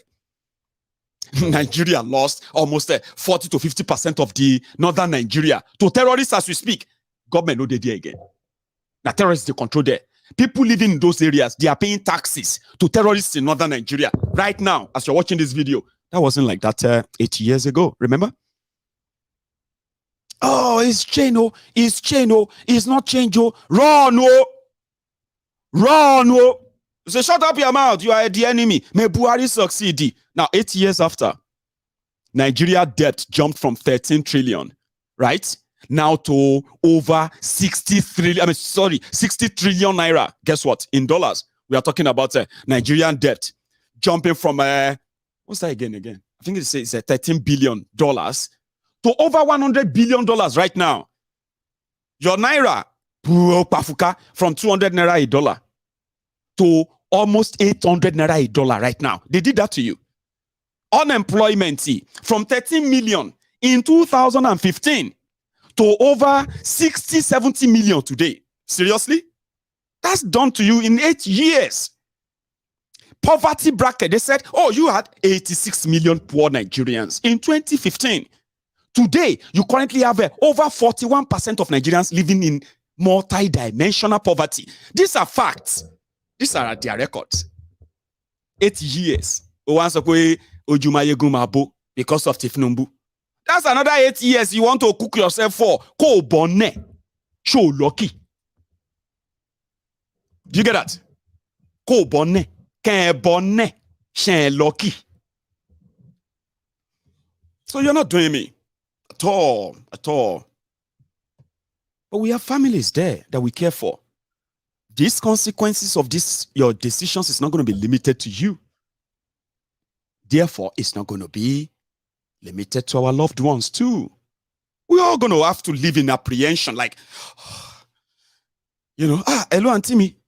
They said that Tiwa Savage was almost kidnapped in our own house, inside Lagos. They almost kidnapped her inside her house. That's the story. Almost. Something that will say, oh my God, they would have kidnapped Tiwa Savage. Oh, what is going on, for God's sake? I need to get out of this place. So how many of our family members will have to leave Nigeria? So do you now see our worry now? Do you see our concern now? Even though you don't care. You publicly tell Nigerians that complains about this old dastardly act. You tell them to go. If they are not happy with Nigeria, they should go elsewhere. They should leave Nigeria. Really? Not those who actually put them in that situation. Suffering and smiling, Abi. Iwoma dira. Shogbo. Iwoma dira o. So nígbà tí ikú tó máa pa ẹ́ bá pa ẹ́. Àfọ̀rọ̀ ẹ ṣe story. Pastor, ó kó ọlọ́pàá ń ṣọ́ pastor. Àwọn ọmọjọ sticker ló ń ṣọ́ wa. Àṣé kò rí pé orí wa ti burú. Ìwọ má dira o, ìpápá ẹ̀dá rin. Lẹ́kọ̀ọ́ àwọn báàbù tó ń jẹ. Kò jẹ́ gbèsè àgbẹ̀tọ̀ àbí kò gbẹ́rì tí kò gbé tí a fẹ́ jókòó tẹ̀ rà. Gbẹ́rì tí bá yọ píù. Àwòyí àárín. Mo mọ̀ yín pé wà nínú báàbù pé ìgbà tó fẹ́ mú Jésù kọjá ní àárín òun ògèrí Jésù. Kí ni Jésù lò? Àfẹ́ rí lólo. Ìwọ má dira. Ayé bàjẹ́. Bàjẹ́ nìyẹn. You saw those numbers I'm mentioning, right? These are real living beings, oh. These are human beings, oh. 70 million, 60 million, 140 million poor. These are real human beings, oh. These are your friends, oh. These are your family members too, oh. These are your extended colleagues, oh, from work and everywhere, oh. They are your friends, oh. Iwoma dira. Shogbo, mabu Maiyegun. Oju abo Maiyegun, oju temi ke. If to say, I be somebody we kind of fancy fashion that much, I go just to go they do facial. You know that skin that all of you will start asking me, Maiyegun, what is your sorry, there's this what they usually ask. Maiyegun, what is your something routine? Skincare. Hey, Maiyegun, what is all the ladies will be like, oh, I just love his skin. I could touch that. If I wanted to be that way, if that's something that will make you feel like I no get trouble, no problem. In Bengadebo is a voice. Emi kadeti mo for emi de ne problem. For enjoyment rora ye mi deku. Ki mo ilo aye mi ki mo fi sin awon oniyan ki mo fi ran won oniyan lowo. Enjoyment ra ye mi deku. Mo le kere noju. Me ne problem kokomo. But if I can't say same of my own friends, when they feel like they have been so unfortunate, like what did they do wrong? Right? They just want to leave and then exist enough to at least lead a standard life. That is what Nigeria is taking away from them. And every day they are getting older and older. And I look at them and I'm like, when exactly are these guys going to experience a life? When exactly are you going to actually know that life is not all about looting, stealing, and owning the whole world, but living for God's sake, something Nigeria won't give to you. It won't give it to you until you take it. And there are many ways you can. But before you do that, you must be willing and ready to detach yourself from everything that you have been told, all lies you have been told about this old system. Once you distance, you will see differently, and you can begin to ask and then, in fact, work towards taking what is yours. They will make that happen, by the way. It's not because we have an army that needs the weapons to chase them. The weapon is going to be their failure, and with that, you will take them down. It's just a matter of time, right? Okay, let me take calls now. I'm going to go make myself a cup of tea. If you don't go anywhere, I will take your call. Or if you are kind of okay now, the sermon is there, I just want to hear from other people, and then we'll call it a day. Then we'll meet again tonight, if I'm strong enough. I really want to come back tonight. But don't go anywhere. Let's take 1 or 2 calls, and when I get back, we'll do that, and we'll call it a day. Don't go anywhere. 70 years old man.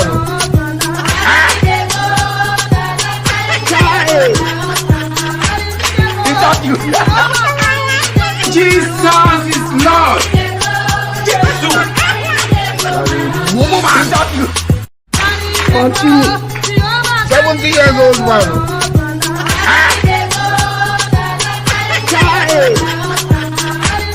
Is that you? Jesus is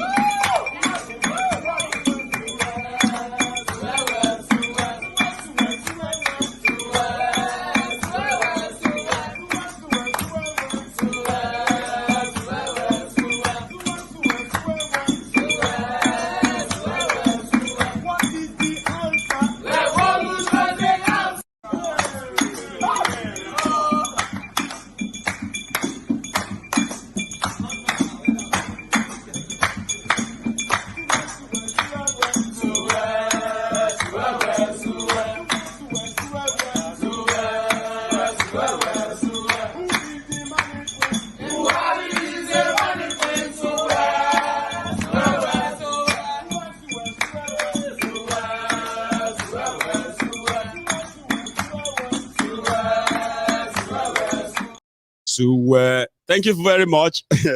I have a caller. So hello there. Hello, good morning, Maiyegun. Oh, good morning to you, Baba. Thanks, for calling in. How are you? I'm fine, and yourself? Well, I'm fine. Trying to have some fun here while I get the message also passed without any ambiguity. Sir. May Almighty Allah continue to be with you. Amen.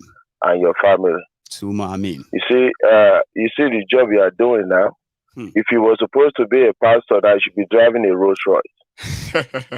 Really? I'm telling you, that's the message the pastor in Nigeria is supposed to have been spreading around the world.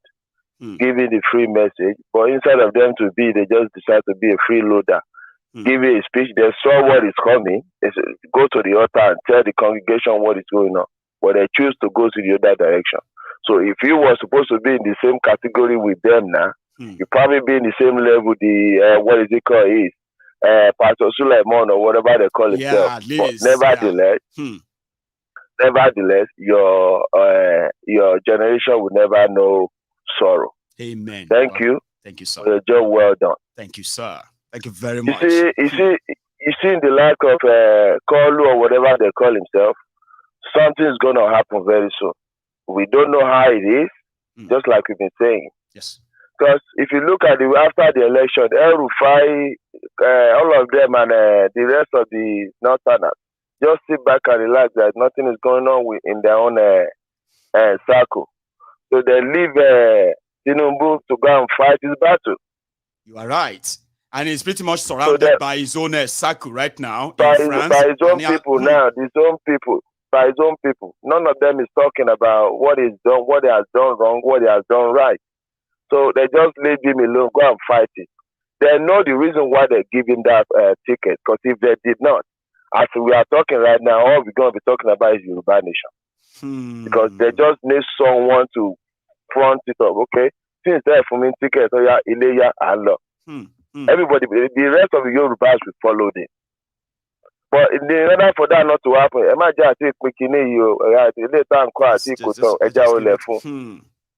let's give it to him. But nevertheless, something is going to happen in that country. Chinese Nigeria to They are there in Ikorodu. They are there in they are almost everywhere. They are in Osun, they are in Ondo, they are in Ogun.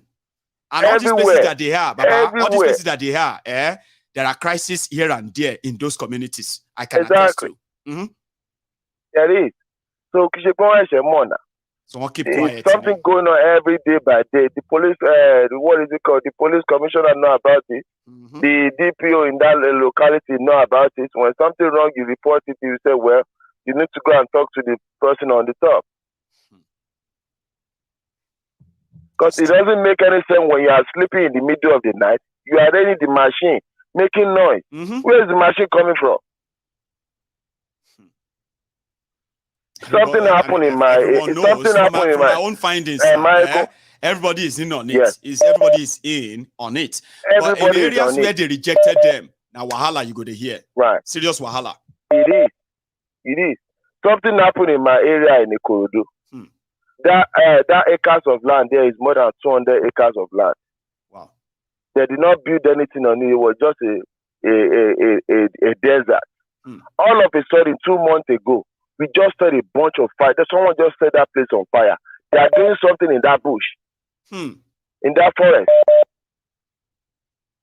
So the whole community has to come out. I was not there. They called me to let me know something is going to happen. If your house get on fire, I said, well, we don't know the reason why we invest so much in that country, and we're not getting back in return. It's sad, though. A lot of people that actually invested so much at home, they are not so kind of interested in going back there. To even like the reason why they built all their properties is to have a place called home that you can. We are not getting something back in return. Go on, sir. It's just so ridiculous. And let me share you based on what you talk about Nigerian identity. You see this. If Tinubu become a president, it will not affect him, his wife, his children, or his family. No. It will affect you and I. That's right. When I newly come to this country, I'm an IT student back in Nigeria. I went to University of South Chelsea in London. I went back to Nigeria. There's no job. I found my way down here. So when I applied to this company, I applied there as a IT specialist, right? Just to be able to get up and to learn more about what I was doing with my system. Do you know these people say, well, we see you have a lot of degrees and all that, but we can't give you this position. But if you want a job, we're going to put you on the floor. I was working with Apple. Right. For 2 years later, this same position opened up. I applied at the same time. They said, well, we can't give it to you because you've not been here for a long time. I did not even know my identity has been tapped because I was in Nigeria. So everybody assume everybody that come from Nigeria, we have something. Yes, we have something that they have to be very careful of. How do you get here? How do you get here? Blah blah. They ask you all sort of. How do you get here? I mean, like, how is it in Nigeria? Like, where did you study? Do credit card fraud? Like, you know what I mean? All manner of ridiculous questions that we have to endure here. I said, why are you intruding my privacy? I mean, I'm here just to do my job diligently and all that. There's nothing else. I mean, am I doing anything wrong? Do you know 6 years later, after I devoted my time, I mean, I work, when I tell you I work hard just for me to get in that position, I mean, I just want to elevate myself. Do you know the last interview I did was my supervisor was the one that interviewed me. In my mind, I thought, I finally got this job. At least we know ourselves. We know ourselves now. I've given 6 years of my life to these people. Do you know this job was given to someone I trained 6 months ago? 6 months after. So when I look at it, I say, wow, someone I trained. So which means you don't want me to access your database.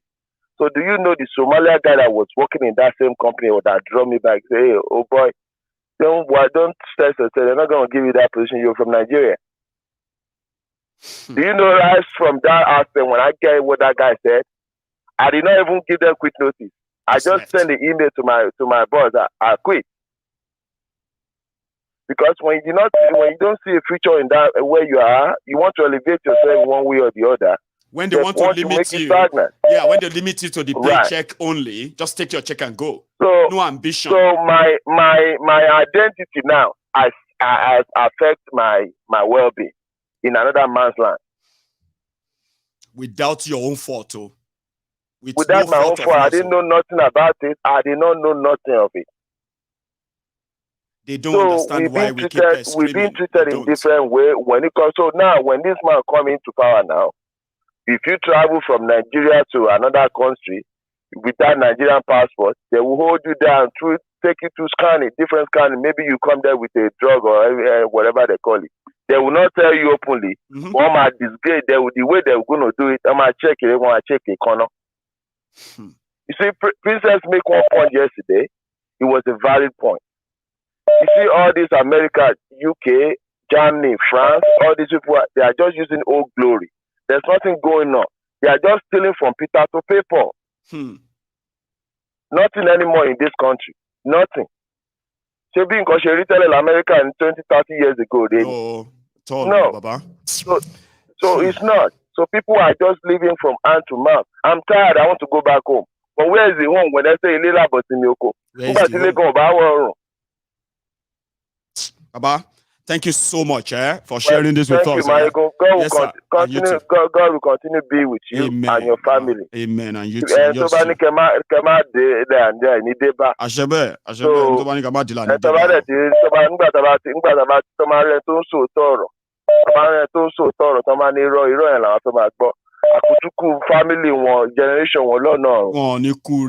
Baba, thank you so much. Stay safe and take it easy too. Baba, nice one. And that's why I actually love what we are doing as Yoruba Union. What we intend to do is to ensure that as Yorubas in any part of the world, right, things like this shouldn't be happening. In fact, we have Yorubas who are, my caller, hang on. So we have Yorubas who are everywhere. all over the world, including Nigerians who are everywhere all over the world. But you see, building that kind of bridge that they should see that when they attain the highest position in any kind of capacity, they find themselves in all over the world, right? And they come across Yorubas who are also aspiring. It will be their responsibility to offer that help, right? For those who can take those opportunities. We don't deserve to be going through this with Nigeria. Yoruba Union will make a difference, and you will feel it and attest to it soon. Hello there. Hello, Maiyegun. Yes, sir. How are you, sir? Let me make a contribution, and I'm coming from the legal angle. I'm a lawyer. I'm coming from the legal. Yes, my name is Olale Konaraju. Fantastic. Now, prior to the election, Tinubu ought to be disqualified. That's right. Yes. And I will quickly jump to section 137, 1999 Constitution Amendment. With your permission, I will read. With your permission. There are two legs why it should be disqualified. Two legs.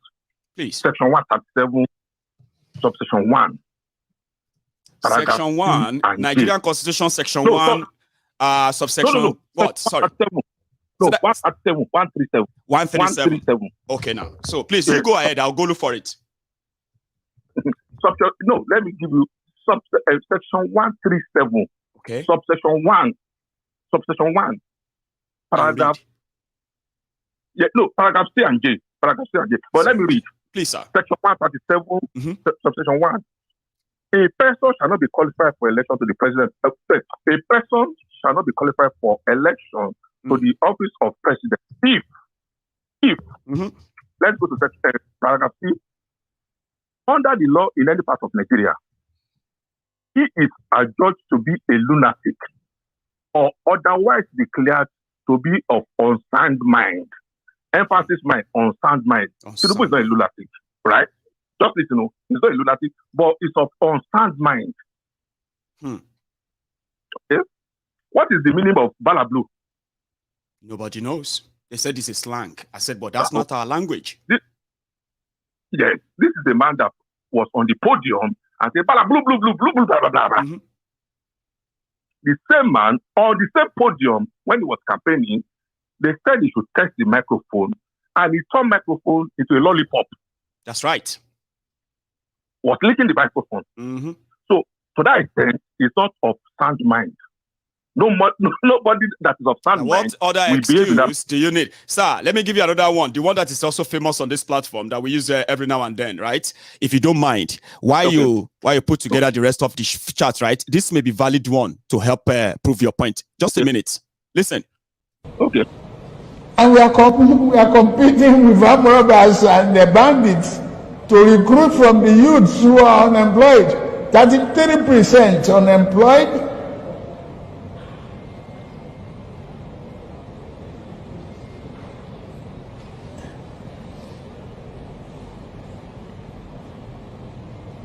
Recruit 50 million youths into the army and the take away from their recruitment source. What they will eat? Cassava, agbado, corn, and the mori. I converted the greatest liability, threatening the environment and Lagos existence to asset of magnitude value. I converted the greatest liability. You dare, sir? And here is one more. Yes, here is one more, please. All classes. You know what they call F level? When you get failure in all the subjects that you take. F9, F8, F9, F8, FF, double F. That is his name. What's going on? Baba, you there? Yes, I'm here. Please, I'm following your step on this sound mind you are explaining to us. And these are the evidence in case people don't understand what you are saying there. So those are the evidence. Can they tell us that that person has a sound mind? Of course not. Let's be honest. The answer is no. Is a no. The answer is no. Yes. Now let's go to the second leg. Let's go to the second leg. We are still in section 137, subsection 1. Right. Now let's go to paragraph J as injustice. He has presented a forged certificate. That's right. So the Independent National Electoral Commission. Now let me give you an analogy. Please. In 1999, I have the copy. Tinubu declared in his INEC form. They don't call them INEC then. I think they call them FEDEC or something. Tinubu declared in that form that he was a student of Government College Ibadan between 1963 to 69. And that he was also a student of Government St. George's Primary School. Now, fast forward to 2022. The same Tinubu refused to fill anything. I have the copy of this INEC form this time around. That's right. He refused to fill anything. The primary school, he left it blank. Yes. The secondary school, he left it blank. That's right. Then only fills university. Is it possible for somebody to bypass university and to bypass primary school, to bypass secondary school, and be admitted to university? Now, I blame all the political parties for allowing Tinubu to even contest. I'm not joking. I blame them. If I were to be a lawyer to one of the political parties, I would have laid what I call legal ambush for Tinubu. You see, and then I don't know why Nigerian lawyers are afraid of going to court. It doesn't mean you must win all your cases in court. And it doesn't, if you lose, it doesn't mean you're not brilliant. But establish a principle. Establish a legal principle. Okay? Let me give you a good example. Please. Where I work, there was a client of mine in Maryland. There's a law in Maryland, they call it at will. That means your employer can sack you without any reason. I challenged the court and I won. Wow.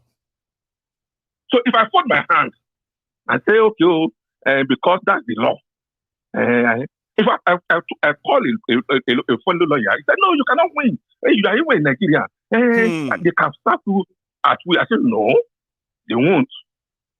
I went to court, and when they saw the angle I'm coming from, they called me and negotiated for me and negotiated with me. These are the things lawyers should be doing in Nigeria. That's what they should be doing. Not making noise all over the internet. I was expecting somebody to have challenged Tinubu prior to the election by virtue of Section 137. He has a forged certificate. That's even perjury. The fact that he even submitted it as well, swore under oath that they are real, is perjury. And according to their law in Nigeria, sir, that's 10 years. And there's no son that could actually save Nigeria legal system or save Nigeria a long time. Like you said, lay precedence. Lay something down that people can say at least there was an effort. It's unfortunate. Yes, now. You see, you don't even go to court. Not every time you go to court because of money. Yeah. You just go to court. You want to lay a precedent. You want to lay a legal principle. You want to lay Now, let me give you another example. Right, sir. In 1999, he went to court. Because when you are submitting your NX form, they call it for them. You must swear an affidavit when you are submitting your court that, to the best of your knowledge, all what I present, I'm submitting to INEC as true. So, in 1999, I committed forgery and perjury. Clearly. Yes.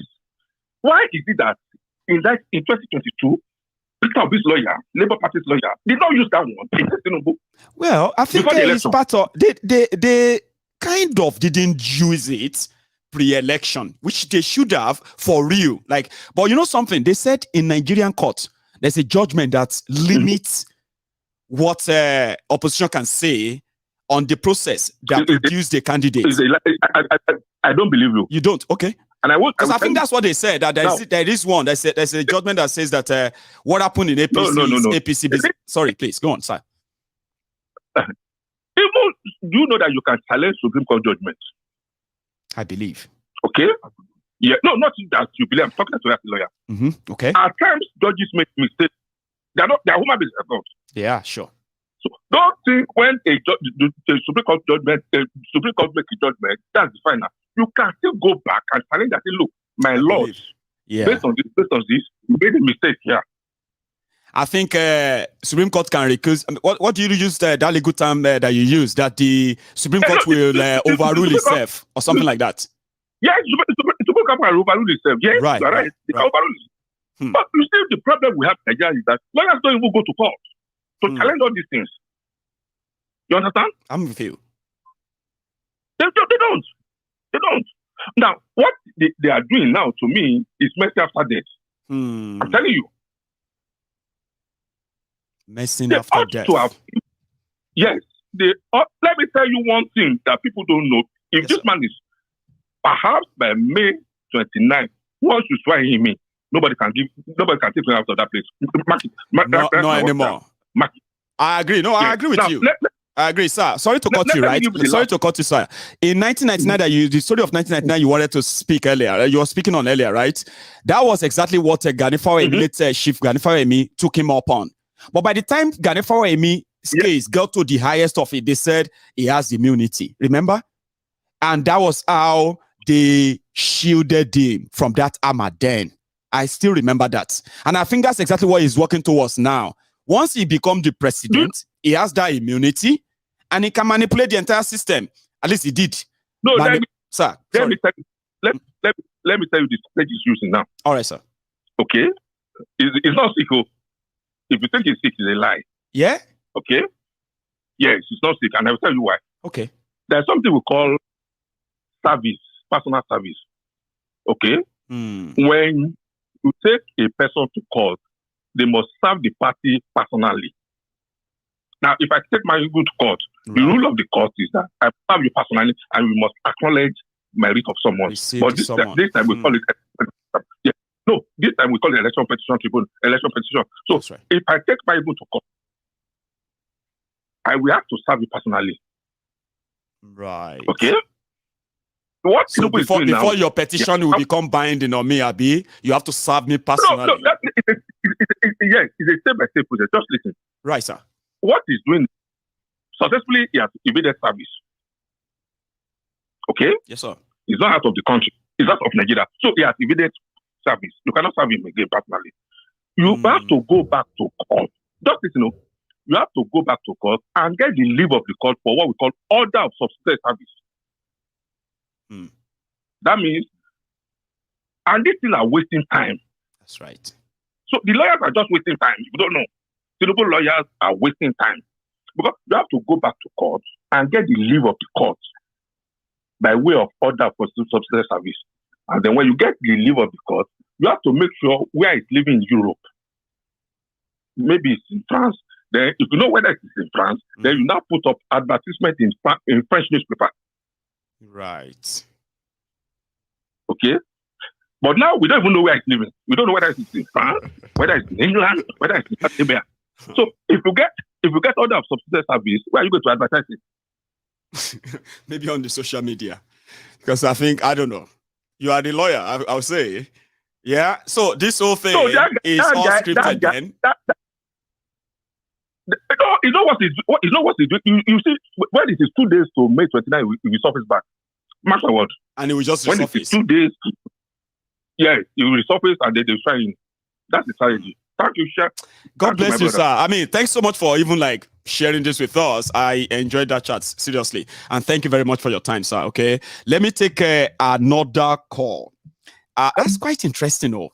There's so many angles, there's so many perspectives that you can actually look this up, if we must say, right? And every one of them point to one thing. Nigeria is dealing with a very dangerous man, with very, very dangerous people as well.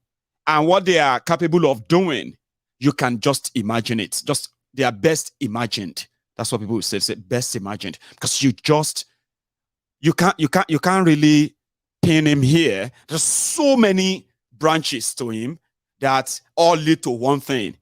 Kolu Tifnumbu. Let me take another one. Hello there. Good day, Mr. Maiyegun. Good day, sir. How are you? How are you, sir? I'm very well. Thanks for asking. How are you, sir? I'm blessed. Let me just go straight to the point. But before I say anything, I would like you to go along with me your questions or your addition may put me off track. Okay, I'll just let you do your thing, so I won't interrupt, except if you probably want me to. So yeah, you have the floor. Go on, please. Okay. Let me start by saying you are doing a very good job. Thank you. You have inspired me and so many others, just like you have been told. Yes. You are doing a very great job, a fearless job.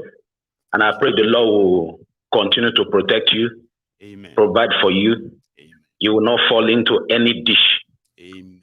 or part of the enemy in the name of Jesus. Amen to that. Now, thank you very much, sir. I've got some things to say. Let me start with the caller before Mr. Olalekon, lawyer Olalekon. Yes, sir. He made a statement which I'm not too comfortable with. Please, go on. We know some people are intolerant in some certain things. Some things are not really needful when we make our comments. We talk about pastors. You comparing your job to a pastor. You understand? And, being a Muslim, they are intolerant in such cases if you talk against their imam or whatever. So every other thing he said, I quite agree with him, but in that aspect, I'm not too it could be misconstrued happy with that. To some other people too. So yeah, I grabbed that. But yeah, go on, sir. So now, Mr. Maiyegun, yes, sir. Just like I praised you earlier, you are doing a great job. But I want to, just like lawyer Olalekon said, add some certain things legally that we are not maybe aware of.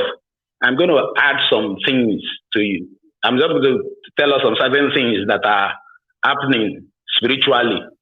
Please. That we may imagine, but we may not really know in the knowing. If not for God, Almighty God, nobody can stop Tinubu.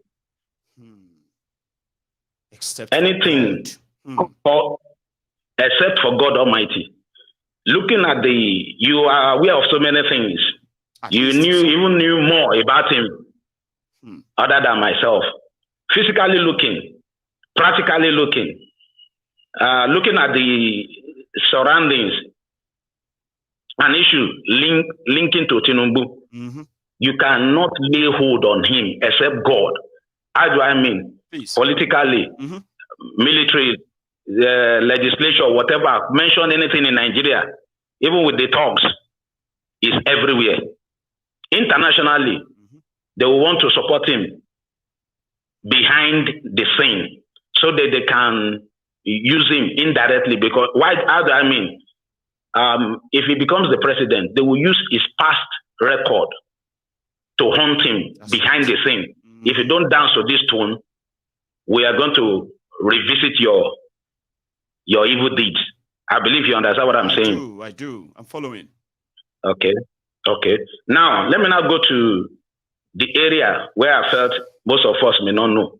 2015, before the election, in 2014, right, there was a flood in Nigeria. Okay. Make your findings, and I want you to attest to that before I round up. To acknowledge. Okay, yeah, sure. Please continue, because by the time you start talking, I may even remember it myself. It sounds so kind of okay. But please, I don't want to interrupt you. Like you said, please go on. Okay. Then in 2018, there was another election, and in 2014, right? Okay. And in I stand to be corrected if I'm wrong. I may be wrong with the date. I think I understand the way you're calculating it. It's like you talking about what happened just moment before the election year. So when you said 2014 then 2018, it means that the Nigeria was already in the election mood, but the election year is just next to it. But something happened before then. I'm quite following. Yes. Fast forward to 2023 now. Fast forward to 2023 so that I don't get off track. Last year there was flood in Nigeria. There was. A very, very bad one. Okay, fine. Now, it's not just an ordinary flood. Right. These evil people, these demonic people, these satanic people that we're talking about, they are using the people who died in this series of flooding, right, as a sacrifice in the spirit realm to help them to remain on throne. Do you understand what I'm saying? I may not understand. You told me that before. You said there are things that that are in the spiritual realm that except somebody explain them, we may never understand. And I'm interested because it sounds so similar. Yeah, please. Fine. So now, I made a statement earlier that it is only God Almighty that can remove this man. And by the grace of God, God revealed all these things to a man of God, which I know one-on-one. Right. And told him to pray against it. This man is already on throne. You dethrone him in the place of prayer. And by the special grace of God, this will be the story after now. Do you understand what I'm saying? So clearly, Baba. You see, some of these things are what people actually wishes too. Sure, you get. People like us who don't really have a religion doesn't mean that we don't have faith or kind of put up faith on things. Like we say, oh, I actually want this to happen. God. Say, you they call God Maiyegun. I thought you don't have religion. I said, wait, calm down. Well, God is for all of us. It's universal, Abi.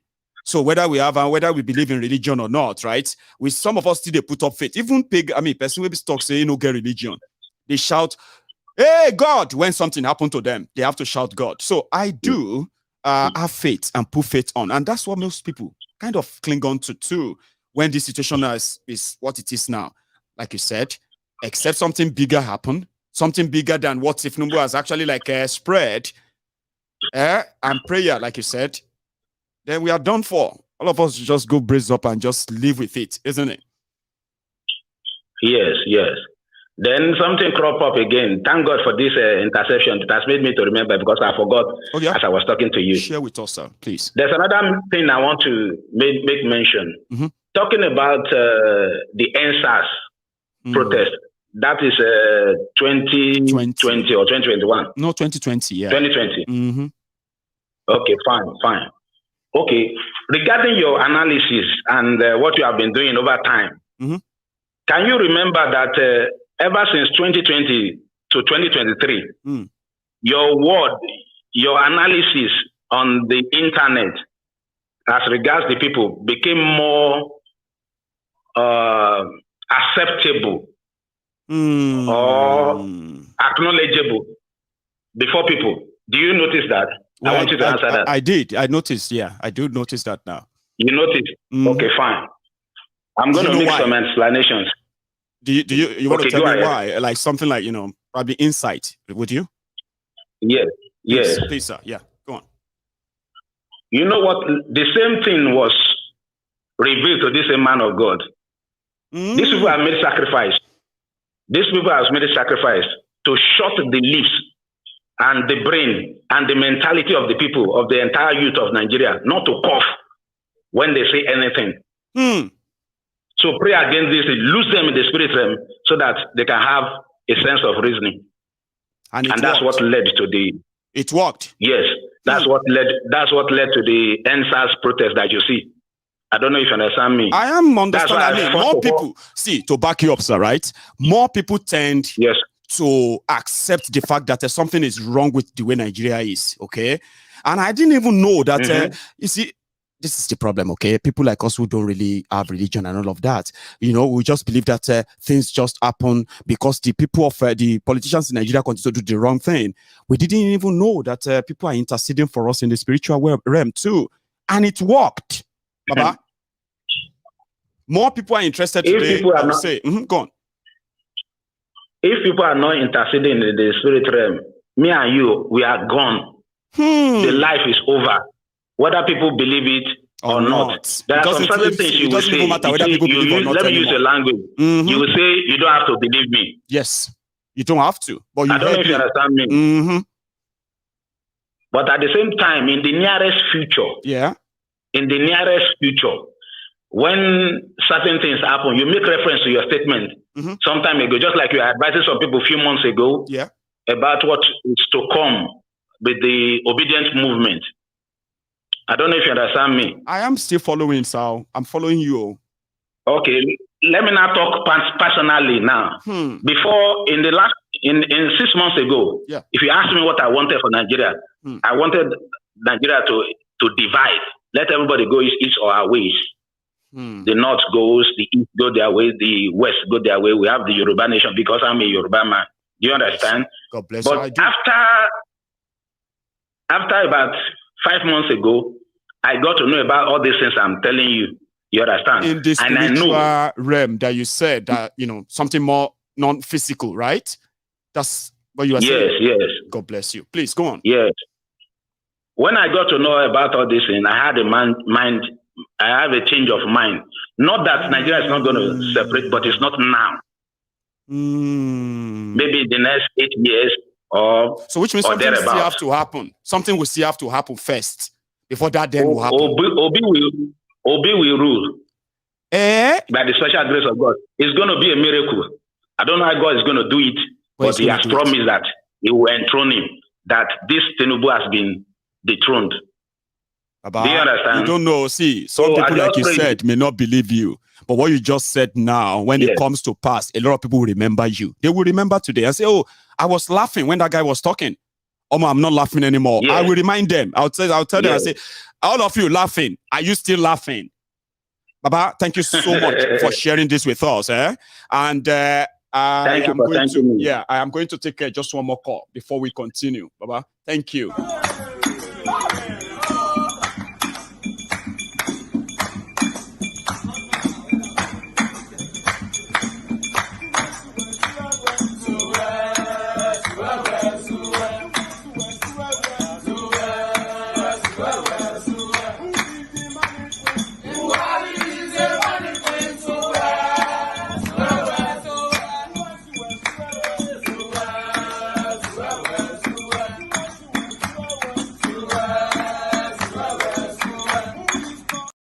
That's a very powerful one from that my last caller. And a lot of you won't understand because you don't believe him. But you will come back here and say, I was laughing that day. Hello there. Hi, good. How are you? Well, I'm very well. Thank you. How are you? Happy Sunday. Same to you. Happy Sunday. Same to you, Baba. Thank you. All right.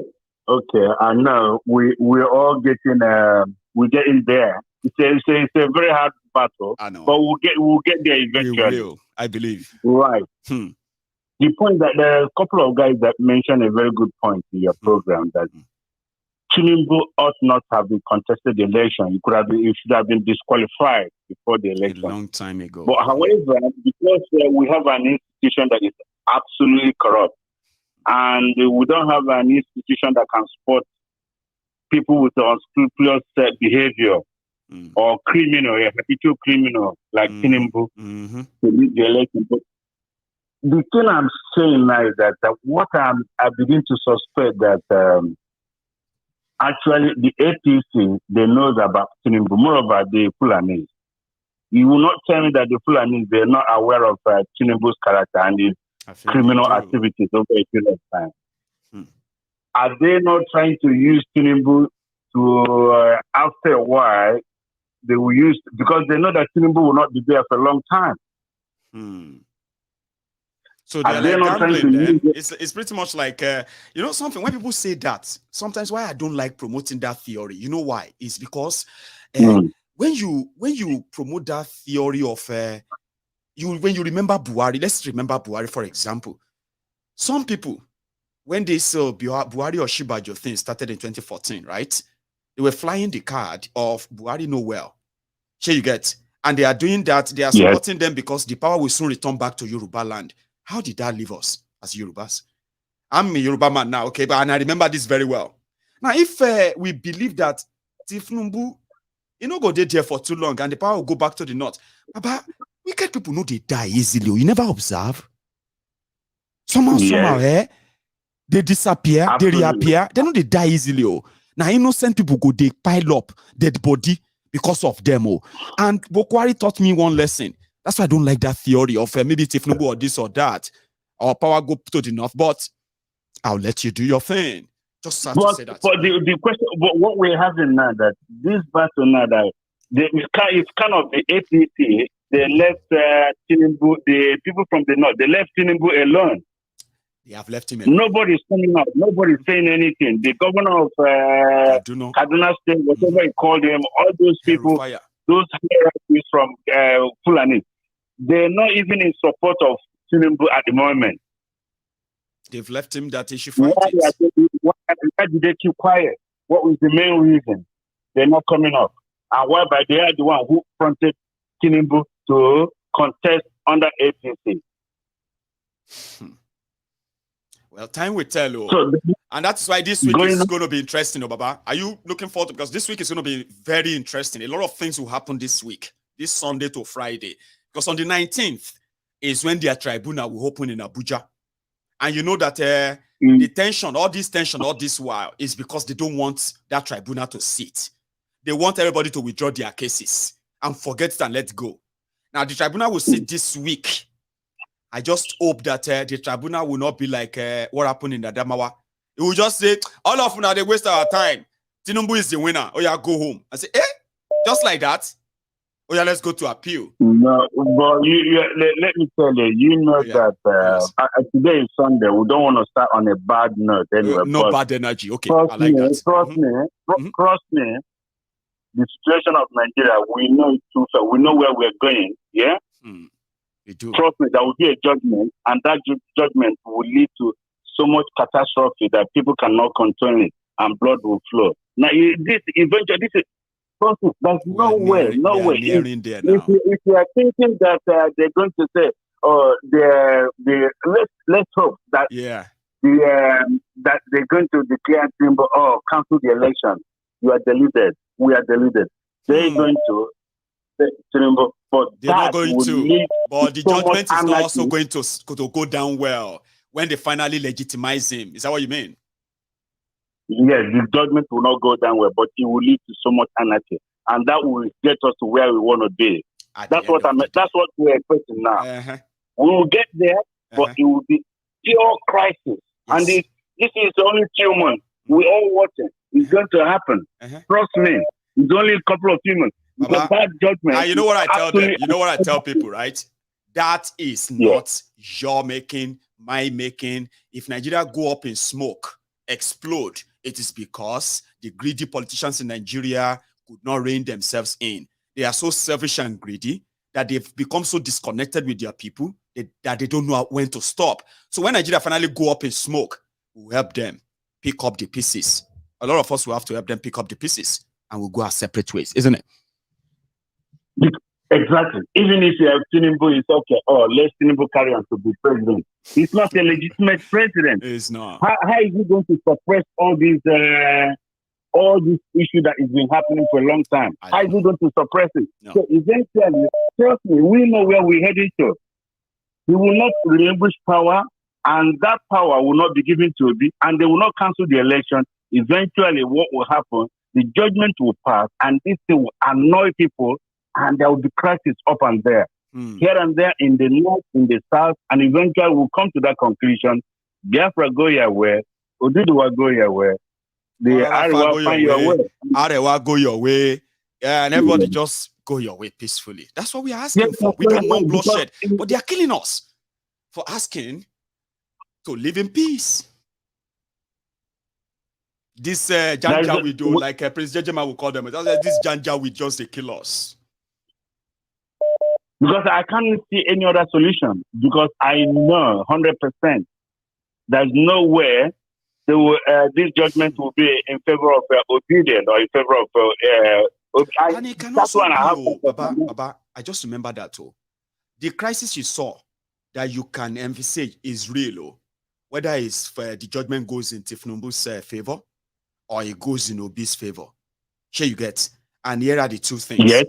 The young people who have refused to go away since this thing started on the 25th of February, right?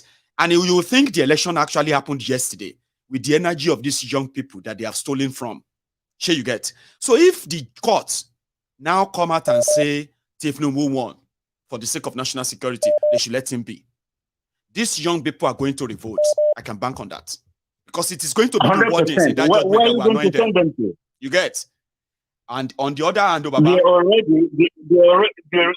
young people already suffering. The suffering is too much. On the other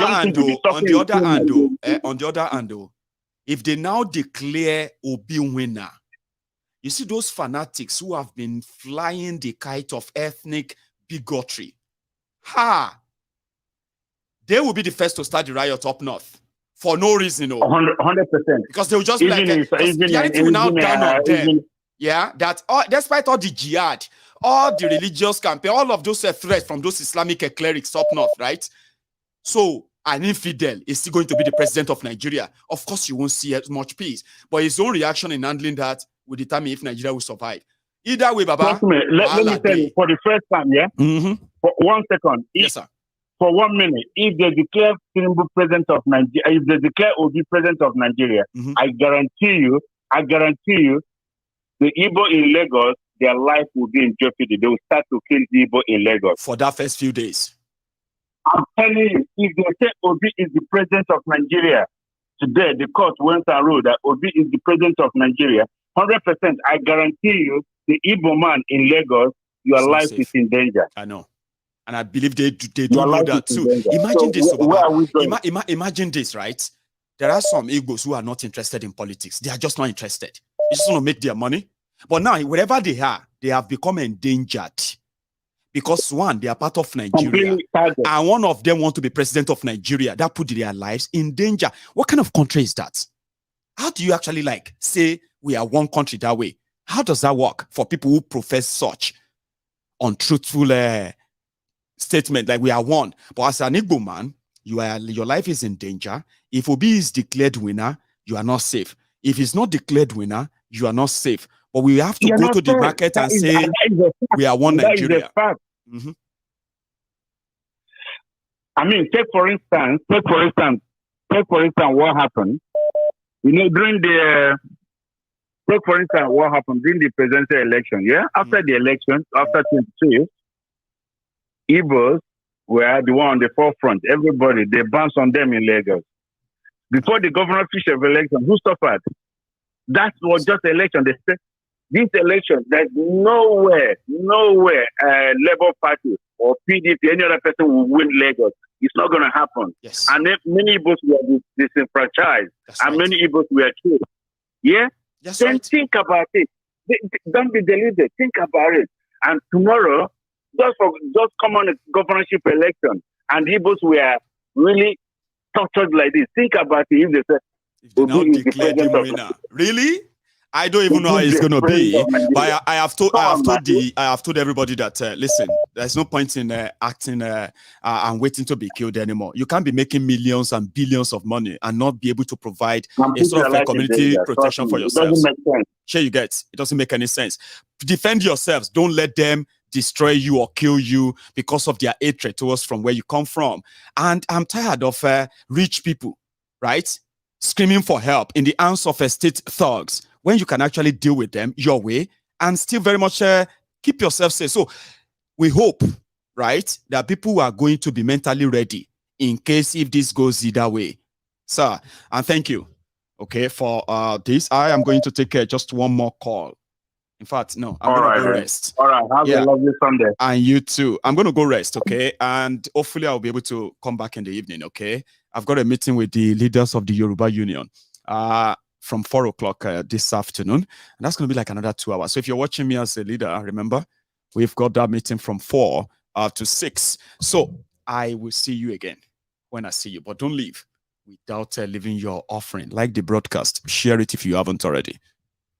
And we'll see you later tonight.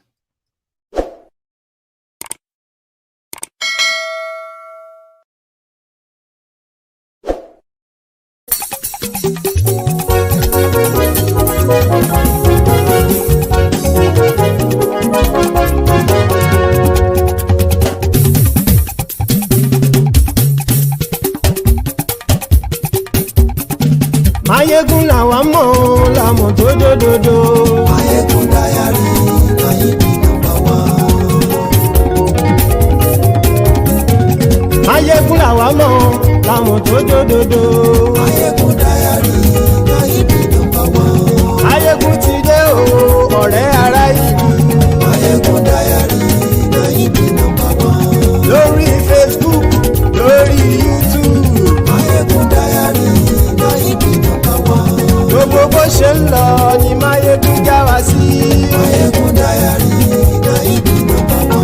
àṣírí ọ̀jẹ̀lú kì í bò níbẹ̀ o.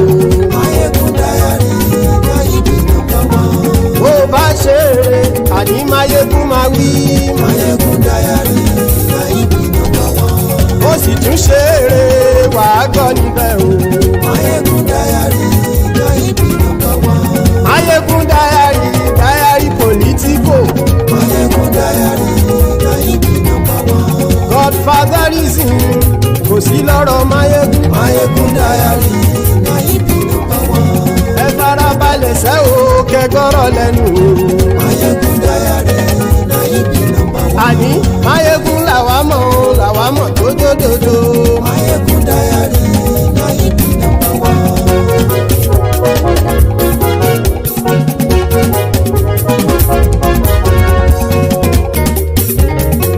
àní ẹ̀sùn ràkì. Maiyegun ti dé.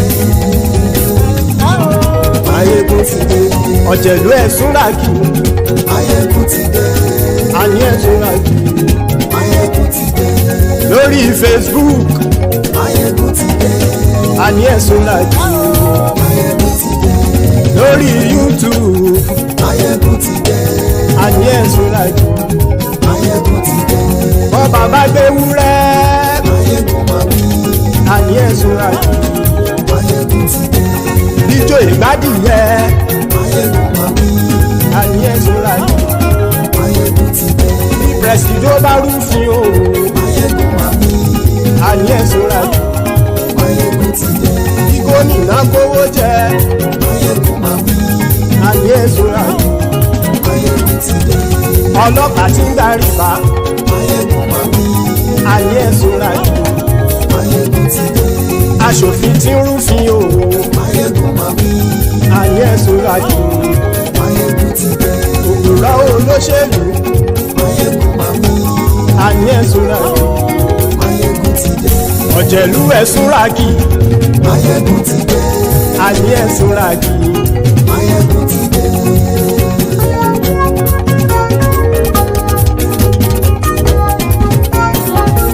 Maiyegun ti dé. gbogbo ọ̀jẹ̀lú ẹ̀sùn ràkì. Maiyegun ti dé. gbogbo ọ̀jẹ̀lú ẹ̀sùn ràkì. ṣùgbọ́n ní bá ti ṣe èyí tó yẹ kí wọ́n ṣe ọmọ bá dèrò ní fi wọ́n níran o. Maiyegun ti dé. Gbogbo ọ̀jẹ̀lú ẹ̀sùn ràkì. Maiyegun ti dé. Gbogbo ọ̀jẹ̀lú ẹ̀sùn ràkì. ṣùgbọ́n ní bá ti ṣe yìí tó yẹ kí wọ́n ṣe ọmọ bá dẹ́rọ̀ ò ní fi wọ́n níran. wọ́n fowó bẹ́ẹ̀ o Maiyegun ó sọ pé wọ́n ò bẹ́ẹ̀ wọ́n fowó bẹ́ẹ̀ Maiyegun ó sọ pé wọ́n ò bẹ́ẹ̀ oníkan ṣáàtì ṣe èyí tó yẹ kí wọ́n ṣe fáwọn ará ìlú tó gbé wọn débẹ̀ o àyè. Maiyegun ti dé gbogbo ọ̀jẹ̀lú ẹ̀sùn ràkì. Maiyegun ti dé.